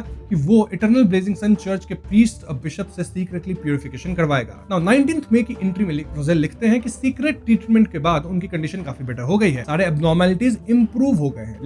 लेकिन इस इंसिडेंट ने उन्हें एक स्कैरी रियलाइजेशन दिया। उसने सिर्फ अबिस की आउटर लेयर एक्सप्लोर की थी और किसी हाई लेवल डेविल से डायरेक्टली मिला तक नहीं था। ऊपर से उसके पास ब्लैक किंग की प्रोटेक्शन आइटम भी थी, फिर भी वो अननोइंगली करप्ट तो हो गया। इसलिए रोजेल कंक्लूड करते हैं कि क्रिमिनल पाथवे बियॉन्डर्स जो रेगुलरली डेविल्स को सैक्रिफाइस देते हैं उनकी कंडीशन तो और भी टेरिफाइंग होती होगी। टाइम के साथ करप्शन अनट्रीटेबल हो जाती है और इवेंचुअली सिर्फ प्यूरिफिकेशन बचता है, बॉडी और ऑरा दोनों का। उन्होंने ये भी थियराइज किया कि हाई सीक्वेंस बियॉन्डर्स और specially angels naturally same pathway के लो और मिड सीक्वेंस बियॉन्डर्स पे इन्फ्लुएंस डालते होंगे। शायद ट्रू गॉड्स पूरी वर्ल्ड और स्पिरिट वर्ल्ड में बिना डिस्टेंस रिस्ट्रिक्शन के कम्युनिकेट कर सकते हैं। फिर रोजेल सडनली खुद पैरानॉइड हो जाते हैं और सोचते हैं कि क्या वो खुद God of steam and machinery से इन्फ्लुएंस हो रहे हैं। उन्हें ये थॉट बहुत स्कैरी लगा। शायद सिर्फ डेमीगॉड बनने के बाद ही इंसान इस इन्फ्लुएंस से पार्शियली फ्री हो सकता है। थैंकफुली फिफ्थ एपॉक के बाद ट्रू गॉड्स डायरेक्टली लैंड पे डिसेंड नहीं होते हैं और जिन पाथवेज का कोई ट्रू गॉड नहीं था उनमें ये इशू कंपैरेटिवली कम था। नाउ 20 मई की एंट्री में रोजेल ने प्राउडली अनाउंस किया कि वो सोशल सीन में वापस आ चुका है। लोग सीक्रेटली उसका मजाक उड़ा रहे थे और कह रहे थे कि वो रिसेंट टाइम में बहुत फन करके वीक हो गया है। सिर्फ डार्क सर्कल्स और पुअर स्लीप की वजह से लोग बकवास कर रहे थे। रोजेल ने कॉन्फिडेंटली लिखा कि वो सबको टैलेंट का एक्चुअल डिफरेंस दिखाएगा। अब क्लाइन ये सब डायरी में पढ़ रहा है और ये सब पढ़ते हुए एंजल्स के इन्फ्लुएंस के बारे में स्पेकुलेट कर रहा था। क्लाइन सोचता है कि शायद वो लॉन्ग डिस्टेंस रेविंग्स ट्रांसमिट कर सकते हैं, मतलब भेज सकते हैं और ऑटोमेटिकली कैरेक्टरिस्टिक्स अट्रैक्ट करते हैं। ऑनरिफिक नेम सुन के डायरेक्टली रिस्पॉन्ड भी कर सकते हैं या सेम पाथवे बियॉन्डर्स को इरोड कर सकते हैं। अगर ये सब पॉसिबल है तो एंजल्स बेसिकली मिनी डीटीज ही हो गए। इसलिए सेकंड एपॉक में उन्हें सब्सिडियरी गॉड्स कहा जाता था। अब डायरी खत्म नहीं हुई एंट्री, आज बहुत डायरी है, मैंने बताया था ना आज की ग्रे फॉग मीटिंग में इन्फो मिलने वाली है। तो चलो एक और एंट्री है रोजेल की 12 अक्टूबर की और इसमें रोजेल लिखते हैं कि एडवर्ड्स नाम का आदमी उनके पास आया था और बताया कि उसके नाइट्स ने एक स्ट्रेंज चैपल डिस्कवर किया है जो फोर्थ एपॉक से पहले के फेथ से कनेक्टेड हो सकता है। रोजेल इंस्टेंटली इंटरेस्टेड हो गए और बेमैन नाम के माउंटेन टाउन में पहुंच गए। बेमैन एक टाइनी टाउन था जहां सारे बिल्डिंग्स प्रोट्रूडिंग डोम्स के साथ व्हाइट स्ट्रॉ हैट्स जैसे लगते थे। बहुत यूनिक अपीयरेंस थी मतलब इस टाउन की। रोजेल स्टेयर्स और नैरो स्ट्रीट्स क्रॉस करके फाइनली चैपल तक पहुंच गए। बाहर से वो बस एक ऑर्डिनरी हाउस लग रहा था लेकिन अंदर एंटर करते ही डिफरेंस फील होता है। वहां सिर्फ एक प्रीस्ट था, एक फ्रेंडली मिडिल एज्ड आदमी जो सिंपल व्हाइट रोब पहना हुआ था। उसकी pale gold beard half face cover करती थी और उसकी लाइट कलर्ड आईज बिल्कुल चाइल्ड जैसी क्लियर थी। प्रीस्ट ने बताया कि ये क्रिएटर का टेंपल है, किसी भी रेस, किसी भी स्पीसीज और किसी भी डेटी का बिलीवर यहाँ एंटर कर सकता है। ये सुनकर रोजेल को एक ओल्ड क्वेश्चन याद आया। 7 ऑर्थोडॉक्स डीटीज के अलावा सारे फेथ्स को हेरेटिकल बोला जाता था और ओपनली चर्चेस बिल्ड करना फॉरबिडन था। लेकिन स्ट्रेंजली क्रिएटर के नाम पे ऑलमोस्ट कोई चर्च एग्जिस्ट ही नहीं करती थी। चैपल के सामने एक सिंपल बाल्डचिन था और उसके अंदर एक आदमी क्रॉस कैरी कर रहा था। शायद वही सो कॉल्ड क्रिएटर का डिवाइन इमेज था। रोजेल यहाँ फ्रंट में बैठकर प्रीस्ट के साथ कैजुअली बातें करने लगते हैं और प्रीस्ट ने उसे बताया कि जब ह्यूमंस न्यूली बॉर्न रेस थे तब स्काई, लैंड और सी पे insane blood thirsty monsters rule करते थे। वही मॉन्स्टर्स आगे चल के ड्रैगन, जायंट्स और एल्व्स के एंसेस्टर्स बने। वो मॉन्स्टर्स फ्रीली अपनी डिजायर्स इंडल्ज करते थे और वर्ल्ड ऑलमोस्ट डिस्ट्रॉय होने वाला था। तब क्रिएटर अवेकन हुआ और उसने उन मॉन्स्टर्स से उनके जो भी स्पेशल पावर्स और ट्रेट्स थे वो सब वापस ले लिए। फिर वो पावर्स ह्यूमंस को दे दी गई। उसके बाद क्रिएटर दोबारा स्लम्बर में चला गया और एक प्रोफेसी छोड़ गया कि जब मैडनेस, क्रुएल्टी, ग्रीड, इंडल्जेंस और ब्लड थर्स्टीनेस फिर से दुनिया को ड्राउन कर देगी, तब वो वापस जागेगा और सब कुछ रिट्रीव कर लेगा, सब कुछ वापस छीन लेगा। प्रीस्ट ये स्टोरी सुनाते वक्त क्रॉस को चेस्ट के पास होल्ड करके साइलेंटली प्रे कर रहा था। रोजेल को ये मिथ ऑर्थोडॉक्स चर्चेस के कैनन से कंप्लीटली डिफरेंट लगा और उसे लगा कि इसमें काफी इंटरेस्टिंग पॉइंट्स थे। नाउ 15 अक्टूबर की एंट्री में रोजेल ने रिग्रेट किया कि वो प्रीस्ट का नाम पूछना भूल गया, लेकिन फिर उसने कैजुअली लिखा कि कोई बात नहीं, फ्यूचर में चांस मिलेगा। उसकी मेल इंट्यूशन कह रही थी कि वो डेफिनेटली एक दिन उस चैपल में वापस जाएगा। और क्लाइन डैडी का ये सब पार्ट पढ़ रहा था और वो सोचा कि ये तो ऑलमोस्ट सिटी ऑफ सिल्वर की मिथ का एक कंडेंस्ड वर्जन लग रहा है। शायद ये स्टोरी सेकंड एपॉक के एंड और थर्ड एपॉक के बिगिनिंग से रिलेटेड है। उस प्रीस्ट को क्लियरली बहुत कुछ पता था। हो सकता है जिस ऑर्गेनाइजेशन ने जनरेशंस तक ये मिथ पास डाउन किया है उसके पास एंशिएंट हिस्ट्री और हिडन सीक्रेट्स का मासिव नॉलेज हो। जो भी हो, क्लाइन यहाँ तीनों पेजेस पढ़ चुका था जिसमें काफी इन्फॉर्मेशन थी, मैंने आपको बता दिया है।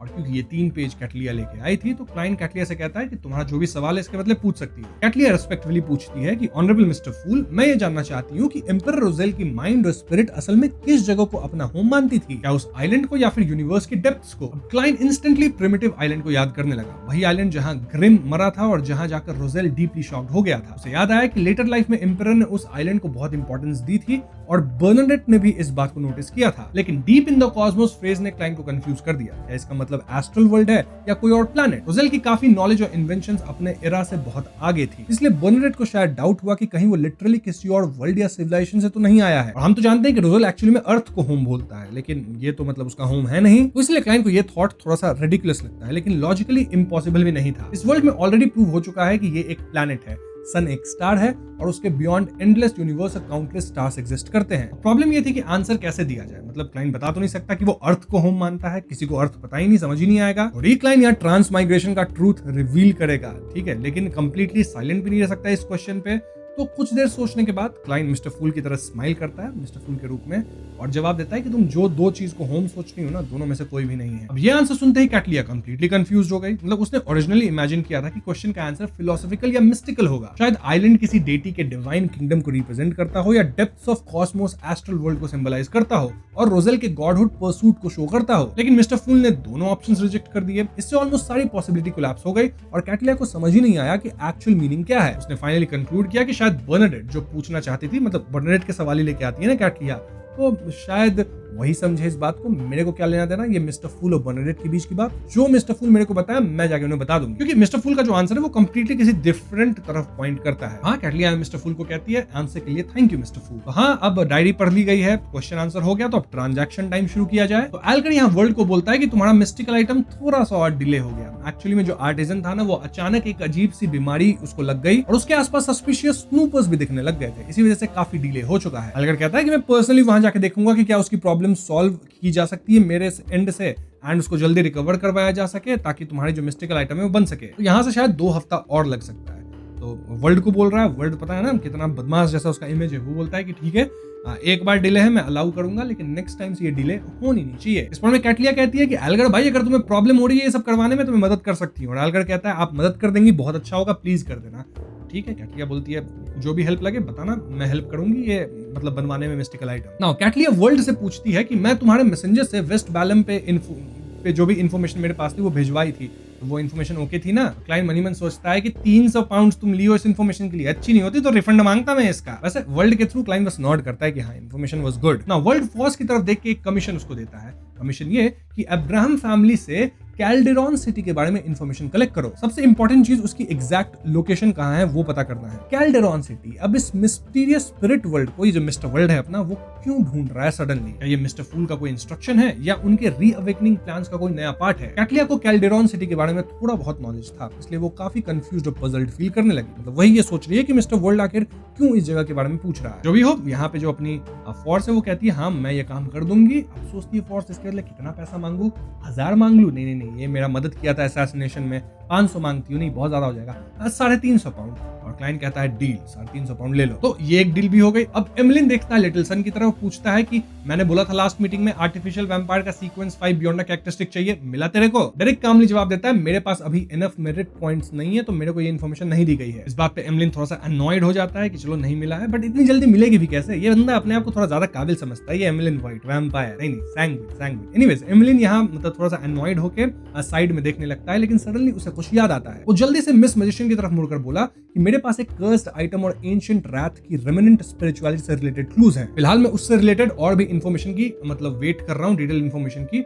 शायद ये डायरेक्टली तुम्हें आइटम देने जैसा नहीं होगा, लेकिन ये तुम्हें बैकलैंड के आसपास किसी एंशिएंट रैथ की लोकेशन के बारे में इंफॉर्मेशन दे सकता है। ये बोलने के बाद एमलिन ने थोड़ा सोचा और कैजुअली ऐड किया कि 300 पाउंड लगेंगे इसके। फॉर्स ये सुनकर इंस्टेंटली रियलाइज करती है कि इसका मतलब उसे खुद एंशिएंट रैथ हंट करना पड़ेगा, और मिस्टिसिज्म रूमर्स के अकॉर्डिंग एंशिएंट रैथ काफी डेंजरस मॉन्स्टर होते हैं। पहला रिएक्शन तो फॉर्स का ये था कि भैया ये तो काफी ट्रबलसम सिचुएशन हो गई है कि नहीं, लेकिन दूसरा रिएक्शन ये था कि डायरेक्टली मिस्टर वर्ल्ड को हायर कर लिया जाए। उसे पूरा कॉन्फिडेंस था कि गेडमैन स्पैरो इजीली और क्विकली मिशन कंप्लीट कर देगा, लेकिन फिर वो सोचती है कि मिस्टर वर्ल्ड को हायर करने का कॉस्ट शायद एंशिएंट रैथ की एक्चुअल वैल्यू से भी ज्यादा हो। ठीक है, इसलिए फॉर्स को लगा कि खुद ही ट्राई करना मतलब हंट बेटर रहेगा, और वेट करते हैं जब शाओ इंटरोगेटर बन जाएगी ना, तो हम दोनों मिलकर जो है ना उसको मतलब हंट करेंगे, क्योंकि चाहिए वो मटेरियल भाई, ठीक है ना, तभी तो एडवांसमेंट होगा। ऊपर से फोर्स के पास लेमानोस ट्रैवल भी है, जिसमें काफी अच्छे पावर्स हैं, उसका भी इस्तेमाल कर सकती है। बट नॉट टू फॉरगेट कि फोर्स का जो एक्चुअल कॉम्बैट एक्सपीरियंस है वो बहुत कम है। पावर्स आपको 50 दे दी जाए, एक्सपीरियंस नहीं है तो काम नहीं आएगा, क्योंकि फोर्स का ऐसा पावर्स है ना कि वो फाइट से भागती है, डोर बना के कहीं से भी निकल जाओ, ट्रैवलर, ठीक है, मतलब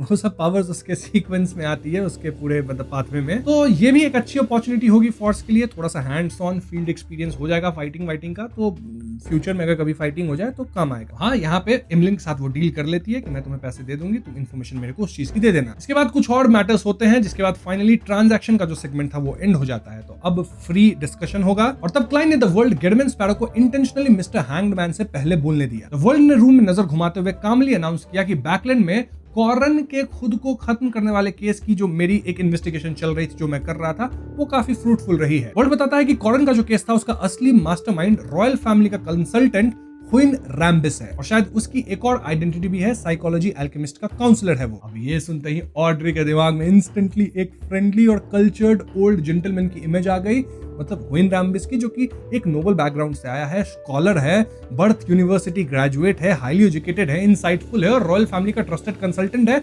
लेकिन ये भैया साइकोलॉजी एल्केमिस्ट का बहुत ऊंचे लेवल का मेंबर भी है। तो लिटरली सोसाइटी में उसकी इमेज एक काइंड, ह्यूमरस और रिस्पेक्टेबल जेंटलमैन की थी, लेकिन ये तो बड़ा खिलाड़ी निकला। ऑड्री ने पहले सस्पेक्ट किया था कि रॉयल फैमिली इनडायरेक्टली इन्वॉल्व हो सकती है, लेकिन उसने कभी इमेजिन भी नहीं किया था कि मास्टरमाइंड खुद हुइन रैम्बिस होगा। और जब द वर्ल्ड ने बोला कि वो साइकोलॉजी एल्केमिस्ट का काउंसलर भी है, तो ऑड्री सच में शॉक हो गई। मतलब हुइन रैम्बिस एक बियॉन्डर है और साइकोलॉजी एल्केमिस्ट का हाई रैंकिंग मेंबर भी है। इनफैक्ट वो एक डेमीगॉड हो सकता है, वो भी ऑड्री के पाथवे में ही, ठीक है ना। ऑड्री को यकीन ही नहीं हो रहा था, मतलब वो उसे इतनी बार मिल चुकी है, लेकिन कभी उसे उस मिस्टीरियस वर्ल्ड से कनेक्ट नहीं की कि ये कोई बियॉन्डर भी हो सकता है। ऑड्री के लिए तो वो बस एक इंटेलिजेंट और नॉलेजेबल स्कॉलर था। अगर मिस्टर वर्ल्ड की इन्वेस्टिगेशन गलत नहीं है, तो ये बात अनबिलीवेबल है कि इतना पोलाइट और जेंटल दिखने वाला आदमी इतनी कोल्डनेस से लोगों की लाइव्स डिस्ट्रॉय कर सकता है। एक बच्चे से उसका बाप छीन लेना, एक वाइफ से उसका पति छीन लेना, पेरेंट से बेटा, मतलब मारा था ना कॉरन को, तो ये काम किया है वो। फिर भी वो हुइन रैम्बिस नॉर्मल सोसाइटी में कल्चर्ड और केयरिंग जेंटलमैन बन के घूमता है। ऑड्री को सडनली फील हुआ कि पॉलिटिक्स उसकी इमेजिनेशन से कहीं ज्यादा डर्टी होती है, और रॉयल फैमिली उतनी क्लीन होती नहीं जितनी दिखती है। ऑड्री को यहाँ एक और शॉकिंग रियलाइजेशन होती है। उसने अब तक साइकोलॉजी एल्केमिस्ट के किसी अपर एकेलॉन मेंबर को नोइंगली मीट नहीं करी थी। उसने सीक्रेट ऑर्गेनाइजेशन को पहले सिर्फ स्कॉलर्स और साइकोलॉजिक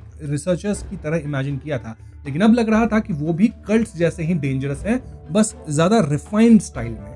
मतलब साइकोलॉजी एल्केमिस्ट वाले भी डेंजरस तो हैं। ऑड्री सिलेंटली कंपेयर करती है कि कैसे टैरो क्लब इन सब से बहुत बेटर है, क्योंकि अपने जो मिस्टर फूल हैं वो हमेशा इविल गॉड्स और डेविल्स के प्लान को रोकने की कोशिश करते हैं। अब दोस्तों एल्गर भी ये सारी बातें तो सुना ही, और वो चुपचाप सुन रहा था और सोच रहा था कि भैया बैकलैंड की जो पॉलिटिकल सिचुएशन है वो काफी डेंजरस है। डिफरेंट फैक्शंस हैं, चर्चेस हैं, नोबल्स हैं, royal family, rich businessman, poor, commoners, सब लोग हैं वहां, सब आपस में इंटरकनेक्टेड हैं, जैसे एक जायंट एक्सप्लोसिव बैरल जो कभी भी ब्लास्ट हो सकता है। उसने सोचा कि हिस्ट्री का टाइड ऑलरेडी मूव कर रहा है, पुराने गॉड्स धीरे धीरे फेड हो रहे हैं और नए गॉड्स राइज करने वाले हैं, शायद एक कंप्लीटली न्यू इपॉक आने वाला है। फिर उसके माइंड में एक और टेरिफाइंग थियरी आती है, शायद राइज होने वाले new gods actually ancient gods हैं जो बहुत पुराने एरा से वापस आ रहे हैं। ये थॉट आते ही उसने इंडिस्टिंक्टिवली ब्रॉन्ज टेबल के एंड पे मिस्टर फूल की सीट की तरफ देखा, फिर इमीडिएटली नजर को नीचे कर लिया। उसका हार्ट अंदर से वायलेंटली शेक हो रहा था। उसे सडनली लगा कि उसके करंट एम्बिशंस कितने छोटे हैं। पहले वो बस चर्च ऑफ स्टॉर्म का आर्च बिशप बनना चाहता था, लेकिन अगर गॉड्स के एरा ही चेंज होने वाला है और मिस्टर फूल अपनी थ्रोन रिक्लेम करने वाले हैं, फिर उसे भी अपना टारगेट बढ़ाना होगा। उसका टारगेट होना चाहिए कि मैं एंजल बन जाऊं। सिर्फ एंजल लेवल पे ही एग्जिस्टेंस फंडामेंटली चेंज होती है, मतलब लॉन्ग लाइफ स्पैन मिलता है, अथॉरिटी मिलती है और दुनिया को सीक्रेटली इन्फ्लुएंस करने का पावर मिलता है। ये थॉट्स एल्गर के अंदर एक्साइटमेंट और फियर दोनों भर रहे थे। तो कैटलिया भी चुपचाप ये सब ऑब्जर्व कर रही थी। वो रियलाइज करती है कि क्वीन मिस्टिक रिसेंटली बहुत टाइम बैकलैंड में स्पेंड कर रही हैं। शायद बैकलैंड में सच में कुछ ह्यूज होने वाला है। फॉर्स के लिए भी ये इन्फॉर्मेशन टेरिफाइंग थी। उसे ऑलरेडी पता था कि कॉरन टेक्निकली अपनी मर्जी से एक्ट कर रहा था और डायरेक्टली कंट्रोल्ड नहीं था, लेकिन विटनेस को फुल कॉन्फिडेंस था कि सब ड्वेन डांटिस ने किया है। अब जब उसने सुना कि एक स्पेक्टेटर पाथवे डेमिगॉड ये सब मैनिपुलेट करवा रहा था, मतलब कुछ ड्वेन डांटिस नहीं किया है, सब कॉरन से करवाया गया है, तो जेन्युइनली यहाँ कहीं ना कहीं फॉर्स को डर लगने लगा था। क्या पता एक दिन उसके खुद के थॉट्स और हॉबीज भी किसी और के द्वारा मैनिपुलेटेड हो। उसे लगा कि ये पपेट बनने जैसा ही है, लेकिन राइटर होने की वजह से उसका इमेजिनेशन इंस्टेंटली एक्टिव हो गया। वो सोचने लगे कि नेक्स्ट नोवेल में एक सिक गर्ल का कैरेक्टर लिखेगी जो हिप्नोसिस से एक जेंटलमैन को अपने प्यार में गिरा देती है, और क्लाइमेक्स में पता चलेगा कि वो जेंटलमैन खुद एक मास्टर हिप्नोटिस्ट है। अब जो राइटर होता है वो हर चीज में कहानी तो ढूंढ ही लेता है, फॉर्स भी ढूंढ ही लेती है। अब क्लाइन ये सारी बातें बोला क्यों यहाँ पे? वेल, उसका मेन गोल था मिस जस्टिस को वार्न करना, और उसे फील हुआ कि मैसेज सक्सेसफुली डिलीवर हो गई है, क्योंकि सब चुप हो गए, सब सोच रहे हैं, खास करके ऑड्री। इसके बाद द वर्ल्ड ने एक और नाम मेंशन किया, and that is brigadier general Quinos Kilgore. उसने बताया कि वो MI9 का डिप्यूटी डायरेक्टर है। ऑफिशियली सीक्वेंस 5 दिखता है, लेकिन एक्चुअली ब्लैक एम्परर पाथवे का डेमिगॉड है, और उसकी स्पिरिचुअलिटी परसेप्शन जो है वो बहुत डेंजरस है। ऑड्री ने सिलेंटली नाम रिपीट किया, लेकिन उसे याद नहीं आया कि कभी उससे मिली है या नहीं। शायद सोशल सर्कल्स डिफरेंट थे, या फिर वो इंटेंशनली लो प्रोफाइल मेंटेन करता है। एल्गर और कैटलिया ने भी इसका नाम सुन रखा है, लेकिन डिटेल्ड अंडरस्टैंडिंग नहीं थी। दोनों ने बस मेंटली नोट किया कि फ्यूचर में अगर कभी उससे डील करना पड़ा तो हम एक्स्ट्रा केयरफुल रहेंगे। एनीवेज, तो बैकलैंड की बात हो गई, इनकी बात हो गई, और यहाँ डेरिक थोड़ा सा एक्साइटेड होता है क्योंकि अब उसको बोलने का मौका मिल रहा है। और क्या बात के लिए एक्साइटेड है? वेल, वो एक नया दोस्त बनाया है। उसने बताया कि उस फिल्म की पेट्रोल एरिया में फॉर्मर चीफ का मौसलम भी आता है। 6 मेंबर काउंसिल अब तक अंडरग्राउंड एंट्रेंस ओपन नहीं कर पाई थी, लेकिन मौसलम के आउटर रॉक्स की क्रैक्स से अजीब और लग्जरियंट प्लांट्स उगने लगे थे जो ह्यूमन हेयर जैसे लगते थे। सुनते ही क्लाइन का माइंड इंस्टेंटली अलर्ट हो गया। सिटी ऑफ सिल्वर के 3 डेमिगॉड्स और पावरफुल सील्ड आर्टिफैक्ट्स होने के बावजूद एंट्रेंस नहीं खोल पाना ऑलरेडी डेंजरस साइन था, और अब ह्यूमन हेयर लाइक प्लांट्स भी ग्रो हो रहे हैं। एल्गर ने इमीडिएटली पूछा कि ओपनिंग ऑपरेशन को शेपर्ड एल्डर लोविया लीड कर रही है या नहीं। डेरिक ने आंसर दिया कि नहीं, चीफ खुद प्रेजेंट है अलोंग विद 2 अदर एल्डर। अभी तक और कोई एनोमली नोटिस नहीं हुई है। एल्गर ने कामली बोला कि करंट स्टेट मेंटेन करो, ज्यादा लोगों से कम्युनिकेशन बिल्ड करो, और मौसलम के चेंजेस पर नजर रखो, क्योंकि तुम ही लोगों को बना सकते हो, एक ग्रुप में कर सकते हो, और इसी से सिटी ऑफ सिल्वर बचेगी। अब ये सब सुन के डेरिक कहीं खुश हो गया, क्योंकि एल्गर उसको प्रेज भी कर रहा था और इंस्ट्रक्शंस भी दे रहा था। देन यहाँ टैरो क्लब में कुछ और डिस्कशंस होती है, जिसके बाद गैदरिंग नेचुरली खत्म हो जाती है। वैसे एक बात बता दो कि फॉर्स यहाँ जो है ना फेरो मम्मी के बारे में पूछना चाहती थी, जो उसको शाओ से पता चला था, लेकिन वो पूछी नहीं कि यहीं मिस्टर वर्ल्ड भड़क ना जाए, क्योंकि मुझे पता है चोरी वही किया है। एनीवेज, मीटिंग खत्म हो चुकी है और उसके बाद क्लाइन रियल वर्ल्ड में लौट गया है, और अब याद है ना मंडे रात को उसको सदर्न कंटिनेंट की जर्नी शुरू करनी है। वो मिलिट्री वाला एक बढ़िया एयरबॉर्न जो भी एक डिवाइस है वो आएगा, हवा में इनको उड़ा के ले जाएगा, वो एयर वाला, जो कि क्लाइन को देसी वे में छोड़ेगा, वहां से शिप पकड़ के उसे जाना है सदर्न कंटिनेंट में। यस, ये जर्नी अब शुरू होने वाली है। क्लाइन इसके लिए तैयार हो जाता है। अब अगर डैनिट्स की बात की जाए तो वो पहुंचता है वेस्ट बैलम के नॉर्थ मोस्ट हार्बर पे, एंड यहाँ पे पता है ना कौन सी लैंग्वेज चलती है? दोएतनीज जो भी लैंग्वेज है, लेकिन पार्ट ये है कि डैनिट्स को जो है ना ये लैंग्वेज आती नहीं। यहाँ के लोग इंटिस नहीं बोलेंगे, दोतानीज ही बोलेंगे, ठीक है। और यहाँ की वेदर भी थोड़ी सी अलग है, डैनिट्स को थोड़ी गर्मी लग रही है। वैसे डैनिट्स जो है ना वो सन ब्रूच है, वो लगा के घूम रहा है, तो गर्मी तो शायद इस वजह से भी लग रही होगी। और डैनिट्स को आप जानते ही हो, जहां भी जाता है डॉग डॉग बोलना शुरू कर देता है। बाय द वे शुभ, इस वर्ड को बीप कर देना, ठीक है। मैं बार बार बोल रहा हूँ बीप कर देना, क्योंकि वरना यूट्यूब समझ रहे हो कई चीज चलाएगा वीडियो पे। जो भी हो, डैनिट्स यहाँ लोगों से कम्युनिकेट करने की कोशिश करता है, उससे हो नहीं पा रही कम्युनिकेशन, और तभी अचानक उसे एक फेमिलियर आदमी दिखता है। कौन है ये फेमिलियर आदमी? Anderson hood. और पता है ये एंडरसन हुड कर क्या रहा है? साला हारमोनिका बजा रहा है, और वहां टोपी एक रखा हुआ है, उसमें लोग उसको पैसे दे रहे हैं। भीख मांग रहा है? नहीं, भीख मांगना नहीं कहेंगे, कुछ परफॉर्मेंस कर रहा है, परफॉर्मेंस लेके करके लोगों से पैसे ले रहा है। तो डैनिट्स जाता है एंडरसन के पास, कहता है एक मिनट, तू स्ट्रॉन्गेस्ट हंटर कुछ ऐसा था ना, ये क्या कर रहे हो? और एंडरसन वाज लाइक कि पता नहीं, मुझे एक हैट मिला, फिर मैं हारमोनिका बजाने लगा, हैट में लोग पैसे डालने लगे, मैं और बजाने लगा, मजा गुस्साने लगा। डैनिस बोलता है तू पागल वागल है क्या कर रहा है, क्या बोल रहा है, तुमको कुछ समझ है किसी बात की? एंडरसन कहता है नहीं, मुझे किसी बात की कोई समझ नहीं है, इनफैक्ट मुझे तो याद भी नहीं है कि मैं पिछले 2 महीने से कहां हूं और क्या कर रहा हूं। एंडरसन की लास्ट मेमोरी यही थी कि वो बायम में गिरमिन स्पैरो के साथ था। उसके बाद गिरमिन स्पैरो से वो अलग हो गया था। शायद एंडरसन किसी से मिलने गया था, लेकिन जब उसकी आंख खुली तब वो ऑलरेडी वेस्ट बायम में आ चुका था। फिर एंडरसन कहता है इतनी टेंशन लेने वाली बात नहीं है, मतलब सब चिल है, मतलब बंदे के साथ कुछ तो गड़बड़ है। अब क्या गड़बड़ है वो आपको आगे कभी तो पता चल ही जाएगा, मे बी इस वीडियो में नहीं अगली वीडियो में, बट गड़बड़ तो है। बंदे को कुछ याद भी नहीं है, किसी तरह का कर्स है या हेक्स है, पता नहीं, कह नहीं सकते। एंडरसन तो बस इतना कहता है कि जब तक मैं जिंदा हूं सब ठीक है, जिंदा नहीं रहता तो प्रॉब्लम वाली बात होती। सो आई एम हैप्पी। एनीवेज, तो इस पॉइंट तक दोपहर हो गई थी और ऐसे में डैनिस कहता है एंडरसन से चलो हम कुछ खाने चलते हैं, और एंडरसन भी कहता है कि हाँ, बहरेंस में जो पोर्क नकल्स मिलते हैं वो काफी अच्छे हैं, चलो खाते हैं। अब डैनिस सोचता है कि एंडरसन क्योंकि हमेशा एडवेंचर करता था, कई जगह गया था, इनफैक्ट वेस्ट बायम में भी वो एडवेंचर कर चुका था, तो इससे यहाँ की लैंग्वेज तो आती होगी, राइट? टर्न्स आउट एंडरसन को भी लैंग्वेज नहीं आती, तो ये बंदा यहाँ एडवेंचर करता कैसे था? एंड एंडरसन वाज लाइक मेरे पास डिक्शनरी है भैया, उसमें मैं मीनिंग पढ़ सकता हूँ, पता नहीं ये कैसे सरवाइव किया अपने पुराने एडवेंचर्स को। मतलब डैनिस भी सोचता है कैसा गधा है ये बंदा, मेरे साथ मिल गया। हाँ, ये लोग खाना ऑर्डर करने जाते हैं और इन लोगों को लिटरली खाना ऑर्डर करने में भी लैंग्वेज के कारण इश्यू तो हो रही थी। अब इस लैंग्वेज इश्यू को कैसे सॉल्व किया जाएगा वो तो अगेन हमें आगे पता चलेगा। फॉर नाउ अगर हम क्लाइन की बात करें तो वो पहुंचता है मिलिट्री बेस, जहां से वो एयरशिप में बैठ के उड़ने वाला है।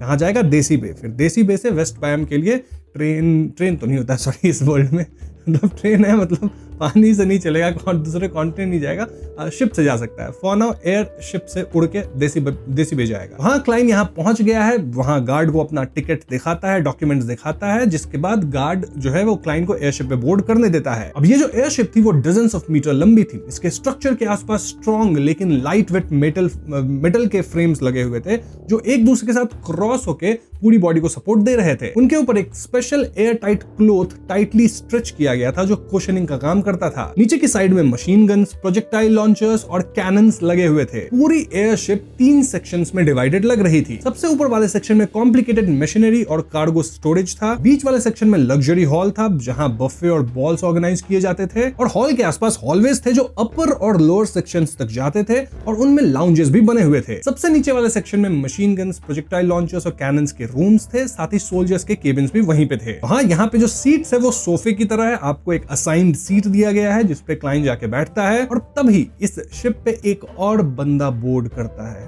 पता है कौन? नहीं, एमॉन नहीं, चिढ़ा रहा था आप लोग को। लेनर्ड मिचेल बोर्ड करता है और वो ड्वेन डैंटिस को देखता है, और लेनर्ड जैसे ही ड्वेन को देखता है वो सोचता है अरे मेरे, मतलब जिस तरह से मैं एमॉन से भाग रहा हूँ ये भी लगता है एमॉन से ही भाग रहा है। हाँ, फायर आर्म्स वाली डील है इसकी, वो पता है लेनर्ड को, लेकिन एमॉन से भागना भी एक मोटिव तो जरूर है। एनीवेज, अब शिप उड़ेगा और तभी अजिक का मैसेंजर यहाँ पे आता है और वो क्लाइन को एक लेटर देता है। चलो, अजिक फाइनली लेटर लिखे हैं क्लाइन को आफ्टर सो मेनी डेज, और क्योंकि अजिक का मैसेंजर आया है और शिप पे काफी सारे बियॉन्डर्स है तो उनकी स्पिरिचुअल इंट्यूशन भी ट्रिगर हुई होगी, लेकिन मैसेंजर के आने से किसी को कोई प्रॉब्लम होती नहीं है। सो कोई बात नहीं। वैसे एक बात बताऊं, इस शिप पे एक लेडी भी है, बहुत इंपॉर्टेंट। कौन पता है? Daly Simone. एक मिनट, सारे नाइट हॉक्स का रियूनियन इधर ही हो रहा है क्या? वैसे डैली सिमोन का ध्यान भी ड्वेन डैंटिस पे जा चुका है। चलो वो सब बात छोड़ते हैं, ये देखते हैं कि अजिक अपने लेटर में क्या लिखे हैं। ऑफ कोर्स अजिक यहाँ क्लाइन को स्पिरिट वर्ल्ड प्लंडरर्स के बारे में बताए थे। अजिक लिखे थे कि स्पिरिट वर्ल्ड प्लंडरर एक बहुत ही कनिंग और रेयर क्रीचर है। ये डिस्गाइज करने में मास्टर होते हैं,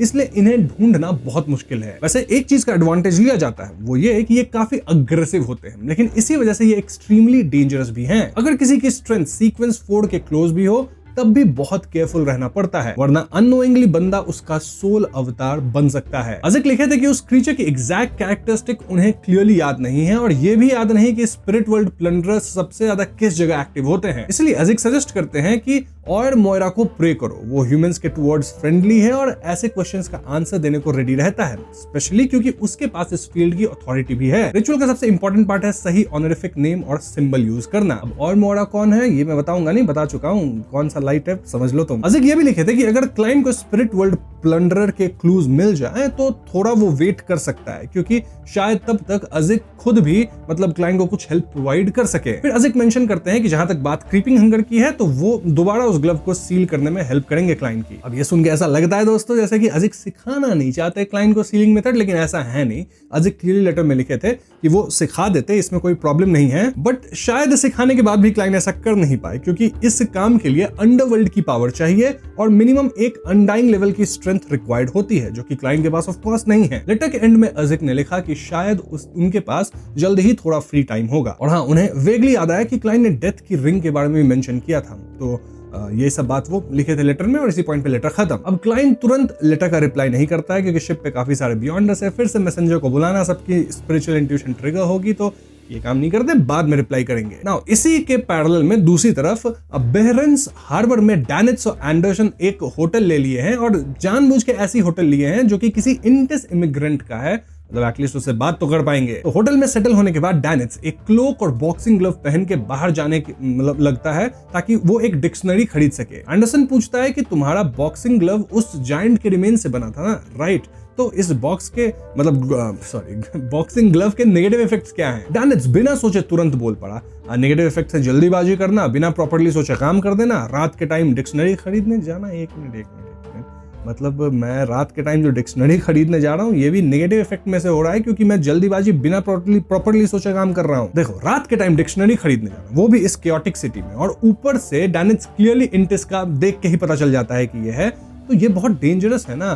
तो नहीं, मतलब इस ग्लव को अब नहीं पहनना ठीक बात नहीं है डैनिट्स के लिए। इसके नेगेटिव इफेक्ट्स दिखने लग गए, उल्टी सीधे सोच चल रही है डैनिट्स के दिमाग में। हाँ, डैनिट्स कुछ सेकंड्स के लिए स्टंट रहा, फिर उसने हाथ उठाकर बॉक्सिंग ग्लव उतारने की कोशिश की, लेकिन आधे में ही रुक गया। उसने एंडरसन को ध्यान से देखा और नोटिस किया कि उसके लेफ्ट हैंड में भी ब्लैक ग्लव था। डैनिट्स हॉलो सी लाफ करके दोबारा ग्लव पहन लिया और फेंट स्माइल के साथ बोला कि सदर्न कंटिनेंट जैसी जगह में स्ट्रेंथ तो जरूरी होती है, तो पहनूंगा। अब एंडरसन का जो एक्सप्रेशन था वो ज्यादा चेंज नहीं हुआ, वो बस अपनी चिन रब करता रहा और पूछा कि तो अब आगे का प्लान क्या है? डैनिट्स ने स्टेयर्स की तरफ पॉइंट करके बोला, मैं होटल के ओनर से डिक्शनरी बोरो कर लूंगा। मुझे लगता है कि वो अपने बच्चों को दुतनीस सिखा रहा होगा, तो डिक्शनरी तो उसके पास होगी ही। और एंडरसन भी कहता है कि हाँ, आइडिया तो बुरा नहीं है, लेकिन एक डिक्शनरी से आप थोड़ी ही लैंग्वेज को जल्दी से मास्टर कर पाओगे, और डिक्शनरी में कहाँ खोजते फिरोगे कौन सा वर्ड क्या है। मतलब कुछ वर्ड समझ भी गए तो भी मुश्किल तो होने ही वाली है। डिक्शनरी से आपकी लैंग्वेज प्रॉब्लम तो सॉल्व नहीं होगी। यहाँ की लैंग्वेज नॉर्दर्न कंटिनेंट से कंप्लीटली डिफरेंट सिस्टम फॉलो करती है। थोड़ा सोचने के बाद एंडरसन बोलता है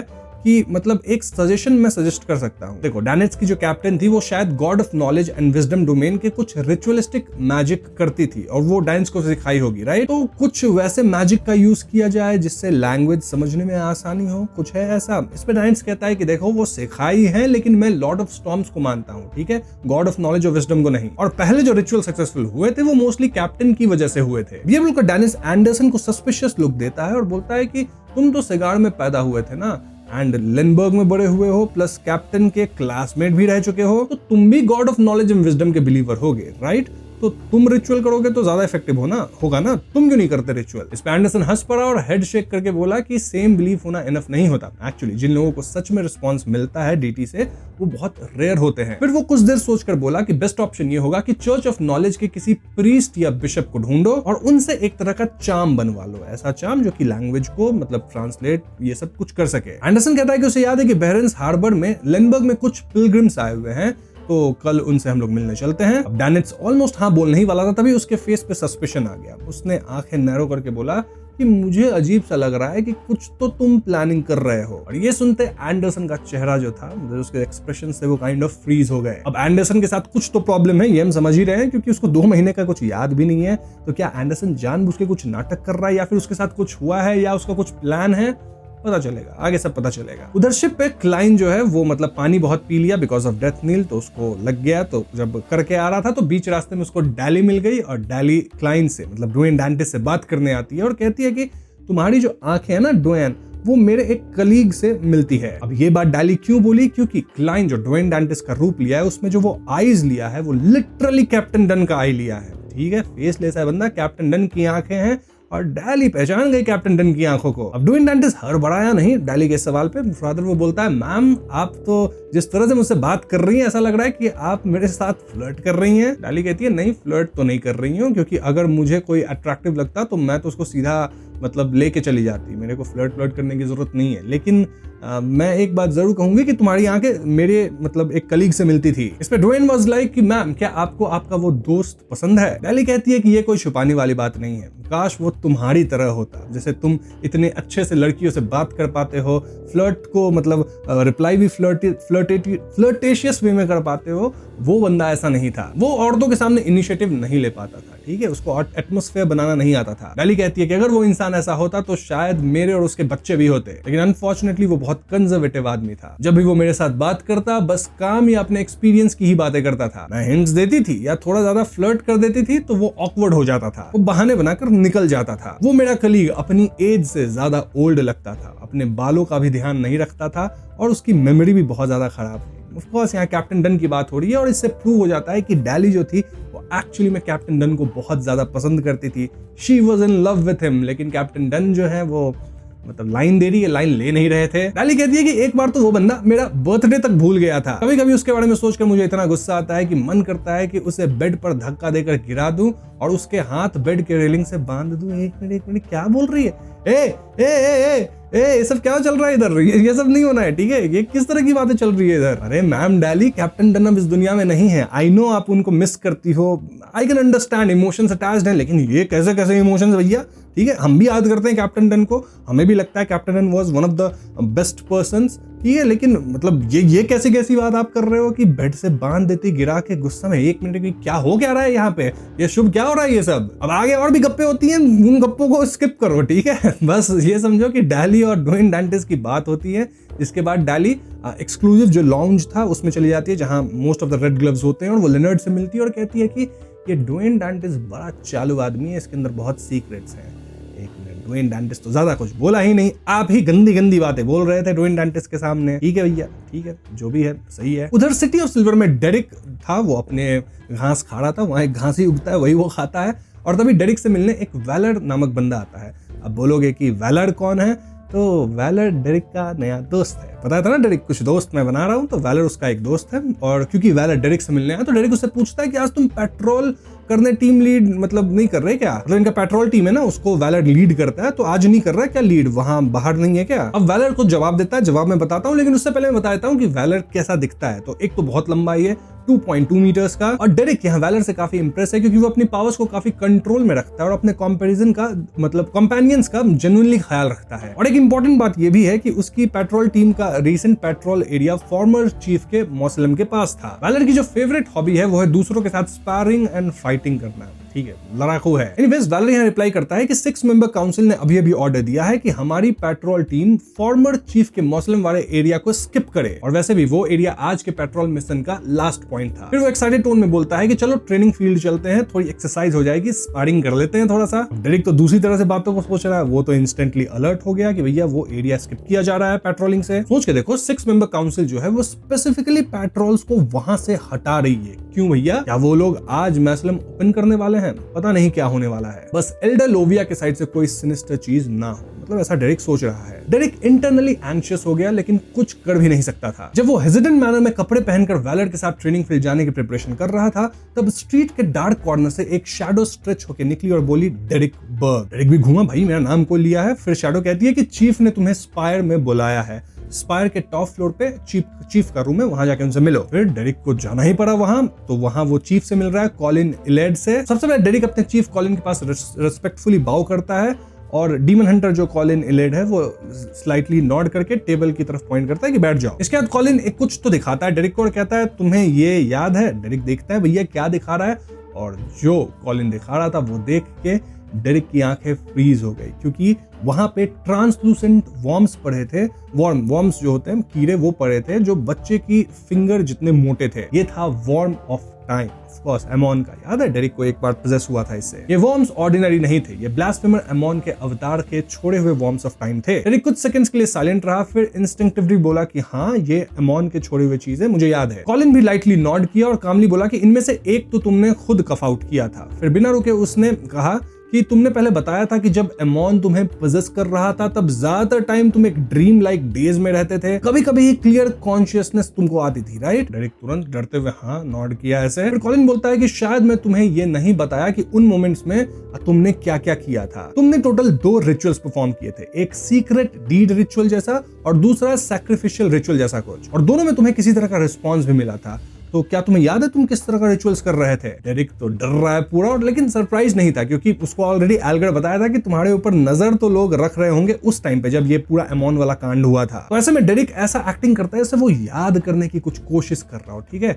फिर स्लोली हेड को शेक किया एंड कहता है कि मुझे कुछ याद नहीं आ रहा। कॉलिन उसे स्लाइड ग्लैंस से ऑब्जर्व कर रहे थे। कुछ सेकंड्स बाद उसने साई करके बोला कि ध्यान से याद करने की कोशिश करो, कुछ याद आएगा। ये 2 वॉर्म्स एमोन के छोड़े हुए एक्सट्रीमली वैल्यूएबल मटेरियल्स हैं। मैं इन्हें सीक्रेटली मिस्टिकल आइटम्स में कन्वर्ट करने का तरीका ढूंढ रहा हूँ। अगर सक्सेसफुल हुआ तो ये एक हिडन ट्रम्प कार्ड बन सकता है जो क्रिटिकल मोमेंट में ह्यूज रोल प्ले करेगा। तो कॉलिन कहते हैं डेरिक से कि तुमने जो रिचुअल्स एक्सपीरियंस किए थे उनमें शायद कोई सिंबल्स, एंशिएंट इनकैंटेशंस या मिस्टीरियस एलिमेंट्स हो सकते हैं जो यूजफुल रेफरेंस बन सके। तो अच्छे से याद कर डेरिक, अच्छे से याद कर तू क्या किया था उस टाइम। अब देखो डेरिक चीफ की बातों को समझ रहा था कि चीफ बोलना क्या चाह रहे हैं। देखो पहले डेरिक बहुत नाइव था, राइट? वो चीजों को नहीं समझता, लेकिन अब चीफ की बातों की हिडन मीनिंग को वो समझ गया था। तुम समझ रहे हो क्या हिडन मीनिंग है? चलो नहीं समझ रहे मैं ही बता देता हूँ। एक्चुअल मैसेज ये था चीफ का कि मुझे पता है कि डेरिक तुम एमोन के साथ अभी भी कुछ कनेक्शंस तो रखते हो। हम फॉर्मर चीफ का मौसलम ओपन करने वाले हैं, तो हमें एक एक्स्ट्रा ट्रम्प कार्ड चाहिए ताकि अनएक्सपेक्टेड डेंजर या लोविया की साइड से कोई प्रॉब्लम आए तो उसे हम हैंडल कर सकें। तो तुम ट्राई करके कम्युनिकेशन स्टैब्लिश करो। और इस पॉइंट पे डेरिक को रियलाइज होता है कि हैंग्ड मैन बिल्कुल सही था। जितना हाई लेवल का बियॉन्ड होता है उतना ही वो इनडायरेक्ट और लेयर्ड लैंग्वेज में बात करता है। मतलब रिडल्स में बोलना एक तरह का सेफ्टी मैकेनिज्म हो जाता है। चीफ का असली गोल एल्डर लोविया और फॉलन क्रिएटर साइड को लिमिट करना था, और ये समझते ही डेरिक को लगा कि उसे तो कुछ करना चाहिए। लेकिन प्रॉब्लम ये थी कि उसे बिल्कुल आइडिया नहीं था कि वॉर्म ऑफ टाइम को कैसे यूज किया जाता है। उसने डिसाइड किया कि वो मिस्टर फूल को प्रे करेगा और देखेगा कि क्या मतलब वो किसी तरह की हेल्प प्रोवाइड कर सकते हैं। यही सब सोचते हुए डेरिक कहता है चीफ से कि मैं कोशिश करूंगा याद करने की, इफ कुछ याद आता है आपको बता दूंगा। और क्योंकि मुझे याद करने की कोशिश करनी है तो एक साइलेंट रूम अगर आप प्रोवाइड करवा देते तो बढ़िया होता। अब कॉलिन ऐसे रिएक्ट करता है मानो वो इस चीज के लिए प्रिपेयर्ड था कि डेरिक ऐसा कुछ बोल सकता है। तुरंत कॉरिडोर की तरफ पॉइंट करके बोलते हैं कि कॉरिडोर के सामने में काफी रूम्स एम्प्टी हैं, कोई भी चूज कर लो। डेरिक ने रेस्पेक्टफुली बाउ किया और रूम से बाहर निकल गया। वो एक अनयूज्ड रूम में एंटर हुआ, वुडन डोर को लॉक किया और डार्क कॉर्नर में बैठकर सॉफ्टली प्रे करने लगा। उसकी आंखों में हल्का सा ग्लो दिखने लगा था। इसी के पैरेलल में हम क्लाइन से मिल पाते हैं जो कि एयरशिप पे होता है, राइट? वेल वो एयरशिप से देसी बे पहुंच गया। वो उतरा, सिटी में जाने लगा और तभी उसे इन्फॉर्म होता है कि लिटिल सन भैया प्रेयर कर रहे हैं, मेरे को प्रेयर कर रहे हैं, तो प्रेयर का रिप्लाई करना होगा ना। तो ग्रे फॉग में गया क्लाइन अपना जगह ढूंढ के कहीं तो छुप के। नाउ क्लाइन यहाँ लिटिल सन की सारी बात सुनता है और वो समझ जाता है कि सिटी ऑफ सिल्वर का जो चीफ है वो लिटिल सन से नहीं बल्कि उस एंटिटी से पूछ रहा है जिसे वो एमोन समझ रहा था। मतलब वॉर्म ऑफ टाइम का चार्म कैसे यूज किया जाता है। भले वो समझ रहा है एमोन, लेकिन एक्चुअली में वो मतलब जो भी डेरिक जिस एंटिटी से कांटेक्ट में था, जिसे हम कह सकते हैं मिस्टर फूल है, वो तो उनसे पूछ रहा था कि आपको आता है, इसको कुछ बनाना आता है तो हेल्प कर दीजिए। एंड थैंकफुली क्लाइन के पास पहले से इसका आंसर था। लेकिन प्रॉब्लम ये थी कि फेट सिफॉन चार्म बनाने के लिए लिटिल सन को द फूल को प्रे करना पड़ेगा, और अगर ऐसा हुआ तो डायरेक्ट एक्सपोज हो जाएगा कि लिटिल सन के पीछे एमोन नहीं बल्कि कोई अननोन हिडन एग्जिस्टेंस है। तो क्लाइन ऐसे में टेबल पे बैठा हुआ है फूल वाले, उस पर सोचने लगा कि इस बात का आंसर कैसे दिया जाए। 1 मिनट से कम टाइम में उसने रियलाइज किया कि उसकी वरीज एक्चुअली मीनिंगलेस है। सबसे पहली बात, सिटी ऑफ सिल्वर में शेफर्ड एल्डर लोविया के अलावा प्रैक्टिकली कोई भी एमोन को प्रॉपर्ली जानता ही नहीं। मैक्सिमम वो लोग हैं जो ये गेस करेंगे कि ही मतलब एंजल ऑफ टाइम है, वो जो भी है वो क्रिएटर के साइड का एक किंग ऑफ एंजल्स है। तो अगर उन्हें द फूल नाम की एग्जिस्टेंस का पता भी चल गया तो शायद वो बिलीव करेंगे कि ये एमोन का ट्रू बॉडी है या कोई डेटी जिसे एमोन अब वर्शिप करता है। दूसरी बात, द फूल का honorific name already true creator, blasphemer Amon और लोविया जानते हैं, तो सिटी ऑफ सिल्वर के कुछ और लोग जान भी ले तो कोई फर्क नहीं पड़ने वाला। तीसरी बात, कॉलिन इलेड सिर्फ एक डीमन हंटर है। चाहे उसे द फूल का ऑनरिफिक नेम पता चल जाए और उसके पास ग्रेट जीरो सील्ड आर्टिफैक्ट भी हो, फिर भी वो कुछ खास कर नहीं सकता। आखिर एमोन और ट्रू क्रिएटर अब तक क्लाइन के डोर पे नॉक करने नहीं आए हैं। और फाइनली 6 मेंबर काउंसिल का चीफ पहले से जानता है कि लिटिल सन में कुछ तो अनयूजुअल है, बस उसने ओपनली पॉइंट आउट नहीं किया है। तो ये सब सोचने के बाद क्लाइन को लगा कि उसे और बोल्ड होना चाहिए। शायद ये अपॉर्चुनिटी यूज करके वो एक दो और बिलीवर्स मतलब डेवलप कर सकता है। फ्यूचर में लिटिल सन को अकेला फाइट नहीं करना पड़ेगा। तो ये सब सोच के क्लाइन बोलता है कि रिस्पॉन्स दिया जाए। हाँ, डिसीजन लेते ही उसने फेट सिफॉन चार्म क्रिएट करने का मेथड क्रिम्सन स्टार में कास्ट कर दिया, जो द सन को रिप्रेजेंट करता था। तो इसके बाद जो अपना डेरिक है, वो जब उसको नॉलेज मिल गई है तो वो चीफ के रूम में जाता है और कहता है कि मुझे कुछ वेग डिटेल्स याद आ गई हैं। कॉलिन ने काम एक्सप्रेशन के साथ नॉड किया और पूछा कि क्या है वो डिटेल। डेरिक तुरंत ही एक रिचुअल का बिगिनिंग एक्सप्लेन करने लगा। प्योर सिल्वर और मर्करी को मटेरियल्स की तरह यूज करना है। फिर वो थोड़ा पॉज हुआ और बोला कि मुझे लगता है कि मैंने उस वक्त एक ऑनरिफिक नेम मटर किया था, and that was The fool that does not belong to this era। इस पॉइंट पे कॉलिन उसे तुरंत कट ऑफ करता है और पूछता है कि करस्पॉन्डिंग सिंबल्स वही हैं जो हैंडल पे बने हैं, और डेरिक हाँ कहता है। एंड देन सेकंड लाइन बताता है which was the mysterious ruler above the grey fog। इस पॉइंट कॉलिन उसे दोबारा इंटरप्ट करता है और पूछता है कि क्या रिचुअल में और मटेरियल की जरूरत पड़ेगी। डेरिक कहता है नहीं, कोई और मटेरियल की जरूरत नहीं पड़ेगी। और इस पॉइंट डेरिक सोचता है कि मुझे बार बार इंटरप्ट क्यों कर रहा है। मे बी वो मिस्टर फूल का कंप्लीट ऑनरिफिक नेम सुनने से बच रहा है, इसलिए बीच में इंटरप्शंस डाल रहा है। उनकी कॉमन लैंग्वेज योटुन थी, तो एक ऐसी लैंग्वेज जो नेचुरली पावर स्टेयर कर सकती है। अगर वो directly full honorific name recite कर देते तो अनप्रेडिक्टेबल इफेक्ट्स ट्रिगर हो सकते थे। डेरिक खुद मिस्टर फूल को ट्रस्टवर्दी डीटी मानता था, इसलिए हैबिचुअली पूरा ऑनरिफिक नेम बोलने लग गया था, लेकिन चीफ तो ऑब्वियसली ऐसा रिस्क नहीं लेगा ना। एनीवेज डेरिक यहाँ कंटिन्यू करता है और बोलता है द थर्ड लाइन है the king of yellow and black who wields good luck. Colin तीनों लाइन को सुना चुपचाप, फिर बोला वेरी गुड। कॉलिन कहते हैं कि मुझे पता नहीं तुम्हारी इन्फॉर्मेशन कितनी यूजफुल होगी, लेकिन एक सिग्निफिकेंट कंट्रीब्यूशन रहा है तुम्हारा, ये तो मैं मानूंगा, और मैं तुम्हारे मतलब किसी और को बोलकर तुम्हारे जितने भी कंट्रीब्यूशन पॉइंट्स है वो ऐड भी करवा दूंगा। इसके बाद कॉलिन कहते हैं डेरिक तुम यहाँ से जा सकते हो, लाइब्रेरी में जाओ, वहां जाकर जो बुक्स पढ़ना है पढ़ सकते हो। हाँ, डेरिक यहाँ से निकल गया और मतलब कॉलिन जो था वो चुपचाप बैठा और देखने लगा कि क्या करूं, नाम का चैंटिंग करूं क्या। फिर कॉलिन डेस्क के पीछे जाकर बैठ गया और सामने रखे दो ट्रांसलूसेंट रिंग्ड वॉर्म्स को स्टेयर करने लगा। उनके पास एक नोटबुक पड़ा था जिसमें एक सीक्रेट सिंबल ड्रॉ किया गया था, हाफ पिपिललेस आई और हाफ कॉन्टॉर्टेड लाइन से बना हुआ ये सिंबल था। कॉलिन का गेज काफी देर तक उस सिंबल ऑफ वॉर्म्स पे फिक्स था, ऑलमोस्ट जैसे वो पेट्रिफाइड हो गया हो। काफी देर बाद वो स्लोली खड़ा हुआ और 3 कैंडल्स निकाला। कैंडल सेट करने के बाद कॉलिन इनलेड ने एक प्योर सिल्वर का पीस निकाला और साइड में रखी कार्विंग नाइफ उठाई। बहुत स्टेडी और प्रिसाइज मूवमेंट के साथ उसने palm sized charm vessel curve करना शुरू किया। फिर डेरिक बर्ग के डिस्क्रिप्शन फॉलो करते हुए उसने सिल्वर पीस के दोनों साइड्स पर द फूल का सीक्रेट सिंबल ड्रॉ किया। पूरा प्रोसेस इतनी स्पीड से हुआ कि अगर कोई देख भी रहा हो तो उसे प्रॉपर्ली समझ ही नहीं आता कि कॉलिन यहाँ कर क्या रहा है। हाँ, यहाँ पे सारे रिचुअल का काम सब सेटअप हो चुका है। इसके बाद तुरंत कॉलिन ने मर्करी की बोतल निकाली और अपनी पावरफुल स्पिरिचुअलिटी यूज करके लिक्विड को चार्म के अंदर गाइड किया। मर्करी धीरे धीरे पैटर्न्स में फिल होने लगी और उसने ग्रेविटी के अगेंस्ट नीचे वाली साइड से मर्करी को ड्रिप होने से भी रोक दिया। सेम प्रोसेस रिपीट करके उसने सेकंड चार्म भी बना लिया। दोनों चार्म्स को उसने कैंडल्स के सामने रखा और हर एक के ऊपर एक ट्रांसलूसेंट रिंग्ड वॉर्म प्लेस कर दिया। नॉर्मली कॉलिन बहुत साइलेंट और स्टिल रहता था, लेकिन इस वक्त उसकी हर मूवमेंट स्टेबल, काम और डिटरमाइंड थी, बिल्कुल उसी तरह जैसे वो डार्कनेस से निकलने वाले मॉन्स्टर्स का सामना करता था। रिचुअल कंप्लीट करने के बाद वो 2 स्टेप्स पीछे गया और वॉल पे लटकी क्रॉस्ड स्वॉर्ड्स को उठाकर रूम के एंट्रेंस के फ्लोर क्रैक्स में गाड़ दिया। उसने आंखें बंद करके कुछ मटर किया। वॉइड के अंदर से थिक और प्योर लाइट बीम्स निकली और स्वॉर्ड को इन्वेलप करने लगी। उनमें एक होली और ग्लोरियस ऑरा थी। धीरे धीरे वो बीम्स लिक्विड वाटर की तरह बन गई और फ्लोर क्रैक्स और वॉल्स में स्प्रेड होने लगी। देन एक केज क्रिएट करते हुए जो रूम को आउटसाइड वर्ल्ड से आइसोलेट कर रहा था। सीनियर डीमन हंटर होने के नाते कॉलिन नॉर्मली इतने प्रिकॉशंस लेना पसंद नहीं करता था, क्योंकि कभी कभी ऐसे डिफेंसिव मेजर्स टारगेट एग्जिस्टेंस को एंग्री कर देते हैं और इससे डेंजर सिचुएशन क्रिएट हो जाती है। लेकिन इस बार उसके पास कोई चॉइस नहीं थी। उसे इंश्योर करना था कि अगर रिचुअल फेल भी हो जाए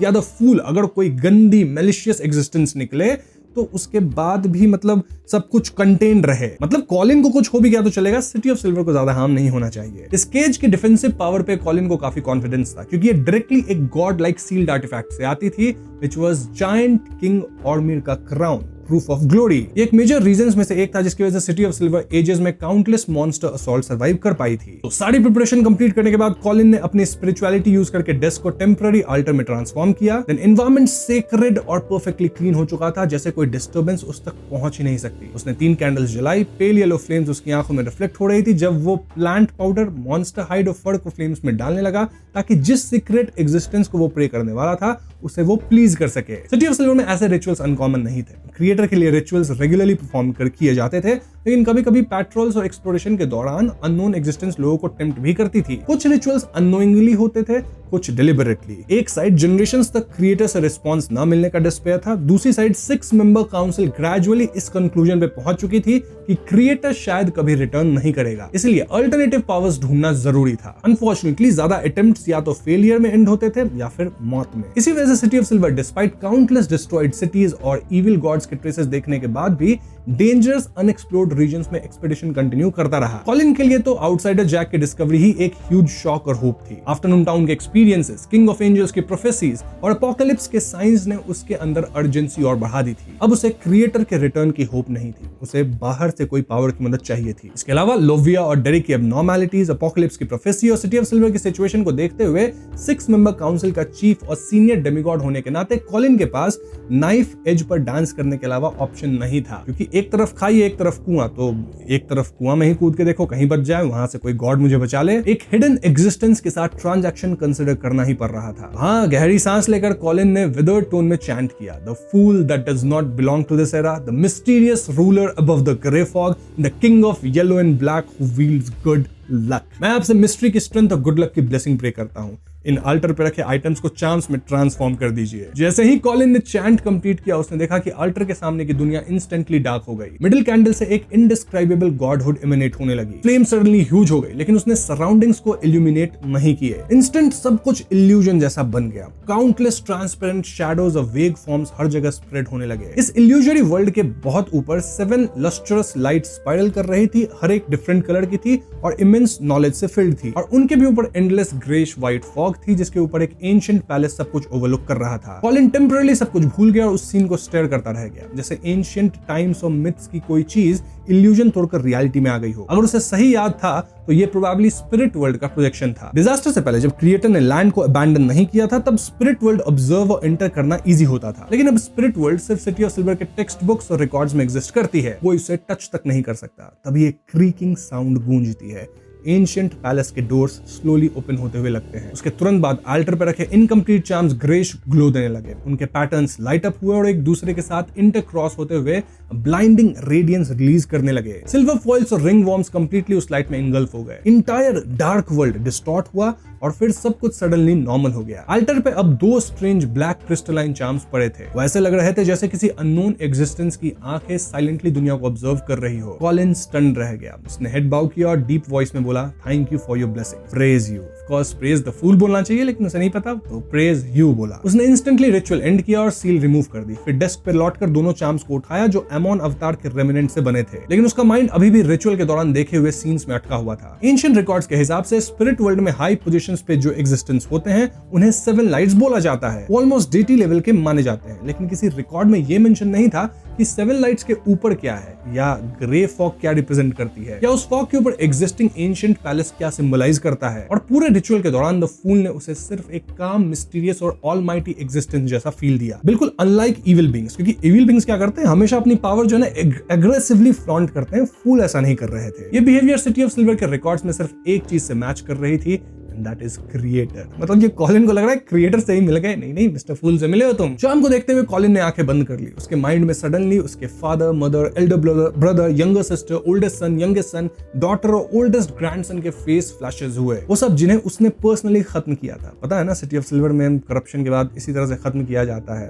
पता ही होगा आपको, मैंने सब बता रखा है। खैर, काफी देर तक कॉलिन साइलेंट रहा। फिर उसने धीरे से साई किया कि ऑलमोस्ट 2583 साल हो गए हैं। इतने सालों बाद सिटी ऑफ सिल्वर को फाइनली एक नॉर्मल रिस्पॉन्स मिला है। ठीक है, एक होप जागी है। कॉलिन तो बहुत खुश है। वहीं डेरिक की बात की जाए तो वो लाइब्रेरी के मिथ सेक्शन में होता है, कैजुअली बुक्स वगैरह ब्राउज कर रहा था, जब उसे एक अनफेमिलियर नोटबुक दिखती है। कवर किसी स्पेशल मॉन्स्टर हाइड से बना था और पेजेस पुराने येलो कलर के थे। नोटबुक में ओरिजिनल ओनर के एक्सपीरियंसेस और मॉन्स्टर इनकाउंटर्स रिकॉर्डेड थे। ज्यादा monster city of silver text book में ऑलरेडी मेंशन थे और उनके एबिलिटीज भी सेम थी, लेकिन पर्सनल बैटल एक्सपीरियंस और थॉट्स पढ़कर डेरिक बहुत इनग्रॉस्ड हो गया। पेजेस फ्लिप करते हुए उसकी नजर एक मॉन्स्टर पे पड़ी जिसका नाम था shape shifter. Monsters intelligent communication नहीं कर सकते थे, लेकिन ट्रैप सेट करने में एक्सपर्ट थे। वो दूसरों का अपीयरेंस मिमिक कर सकते थे और बिजार मेथड से हंटिंग कंप्लीट करते थे। नोटबुक ओनर ने उन्हें बिजार और डेंजरस डिस्क्राइब किया था और ये पढ़ के डेरिक इंस्टेंटली एक्साइटेड हो गया, क्योंकि ये तो द मिस्टर वर्ल्ड के बिजारो बेन थियरी से काफी मैच करता है। वही मॉन्स्टर है क्या? उसने क्विकली एंट्री फिनिश की और जाना कि ये मॉन्स्टर नॉर्थ में एक फार अवे रूइंड सिटी के पास मिलते हैं। वहां के डार्कनेस मॉन्स्टर्स इतने टेरिफाइंग थे कि 6 मेंबर काउंसिल भी प्रॉपर्ली हैंडल नहीं कर पाई। 2 एक्सपेडिशंस फेल होने के बाद सिटी ऑफ सिल्वर ने उस एरिया की एक्सप्लोरेशन ही स्टॉप कर दी। इसी वजह से टेक्स्ट बुक में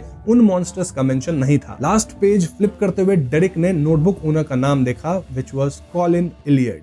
मतलब कॉलिन ही लिखा है उस नोटबुक को। एनीवेज, वहीं अगर हम बात करें क्लाइन की, तो देसी काउंटी के स्केल्सन हार्बर में वो है जो कि ग्रे फॉग में बैठ के चाम वाम बनाया है कॉलिन के लिए, समझ रहे हो, उसको रिस्पॉन्स दिया है।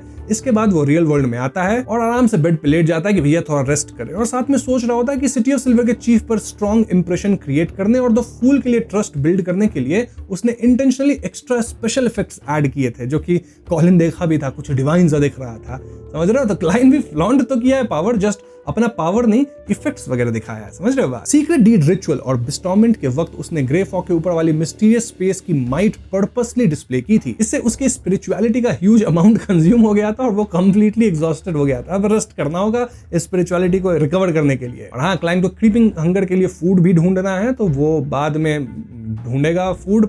फॉर नाउ क्रीपिंग हंगर को रख दो ऊपर, ठीक है, ग्रे फॉग में। और इसके बाद क्लाइन चुपचाप सोने चला गया। तो देख सकते हो दोस्तों आप लोग कि कैसे क्लाइन एक्चुअली अब सिटी ऑफ सिल्वर के जो चीफ है कॉलिन, उससे ही काइंड ऑफ कनेक्ट कर रहा है। और इस तरह से फूल के ढेर सारे और भी फॉलोअर्स बढ़ सकते हैं। क्या पता पूरा सिटी ऑफ सिल्वर ही फूल का फॉलोअर बन जाए। साथ ही क्लाइन को यहाँ आर्म्स डील भी करनी है। वेस्ट बायम में उसको जाना है देसी बे से, वहां डैन एंडरसन से मिलना है, और एमॉन भी बैकलैंड आ गया है। तो काफी चीजें एक साथ चल रही है। एंड नॉट टू मेंशन कि रेड ग्लव्स भी कहीं ना कहीं क्लाइन के साथ है।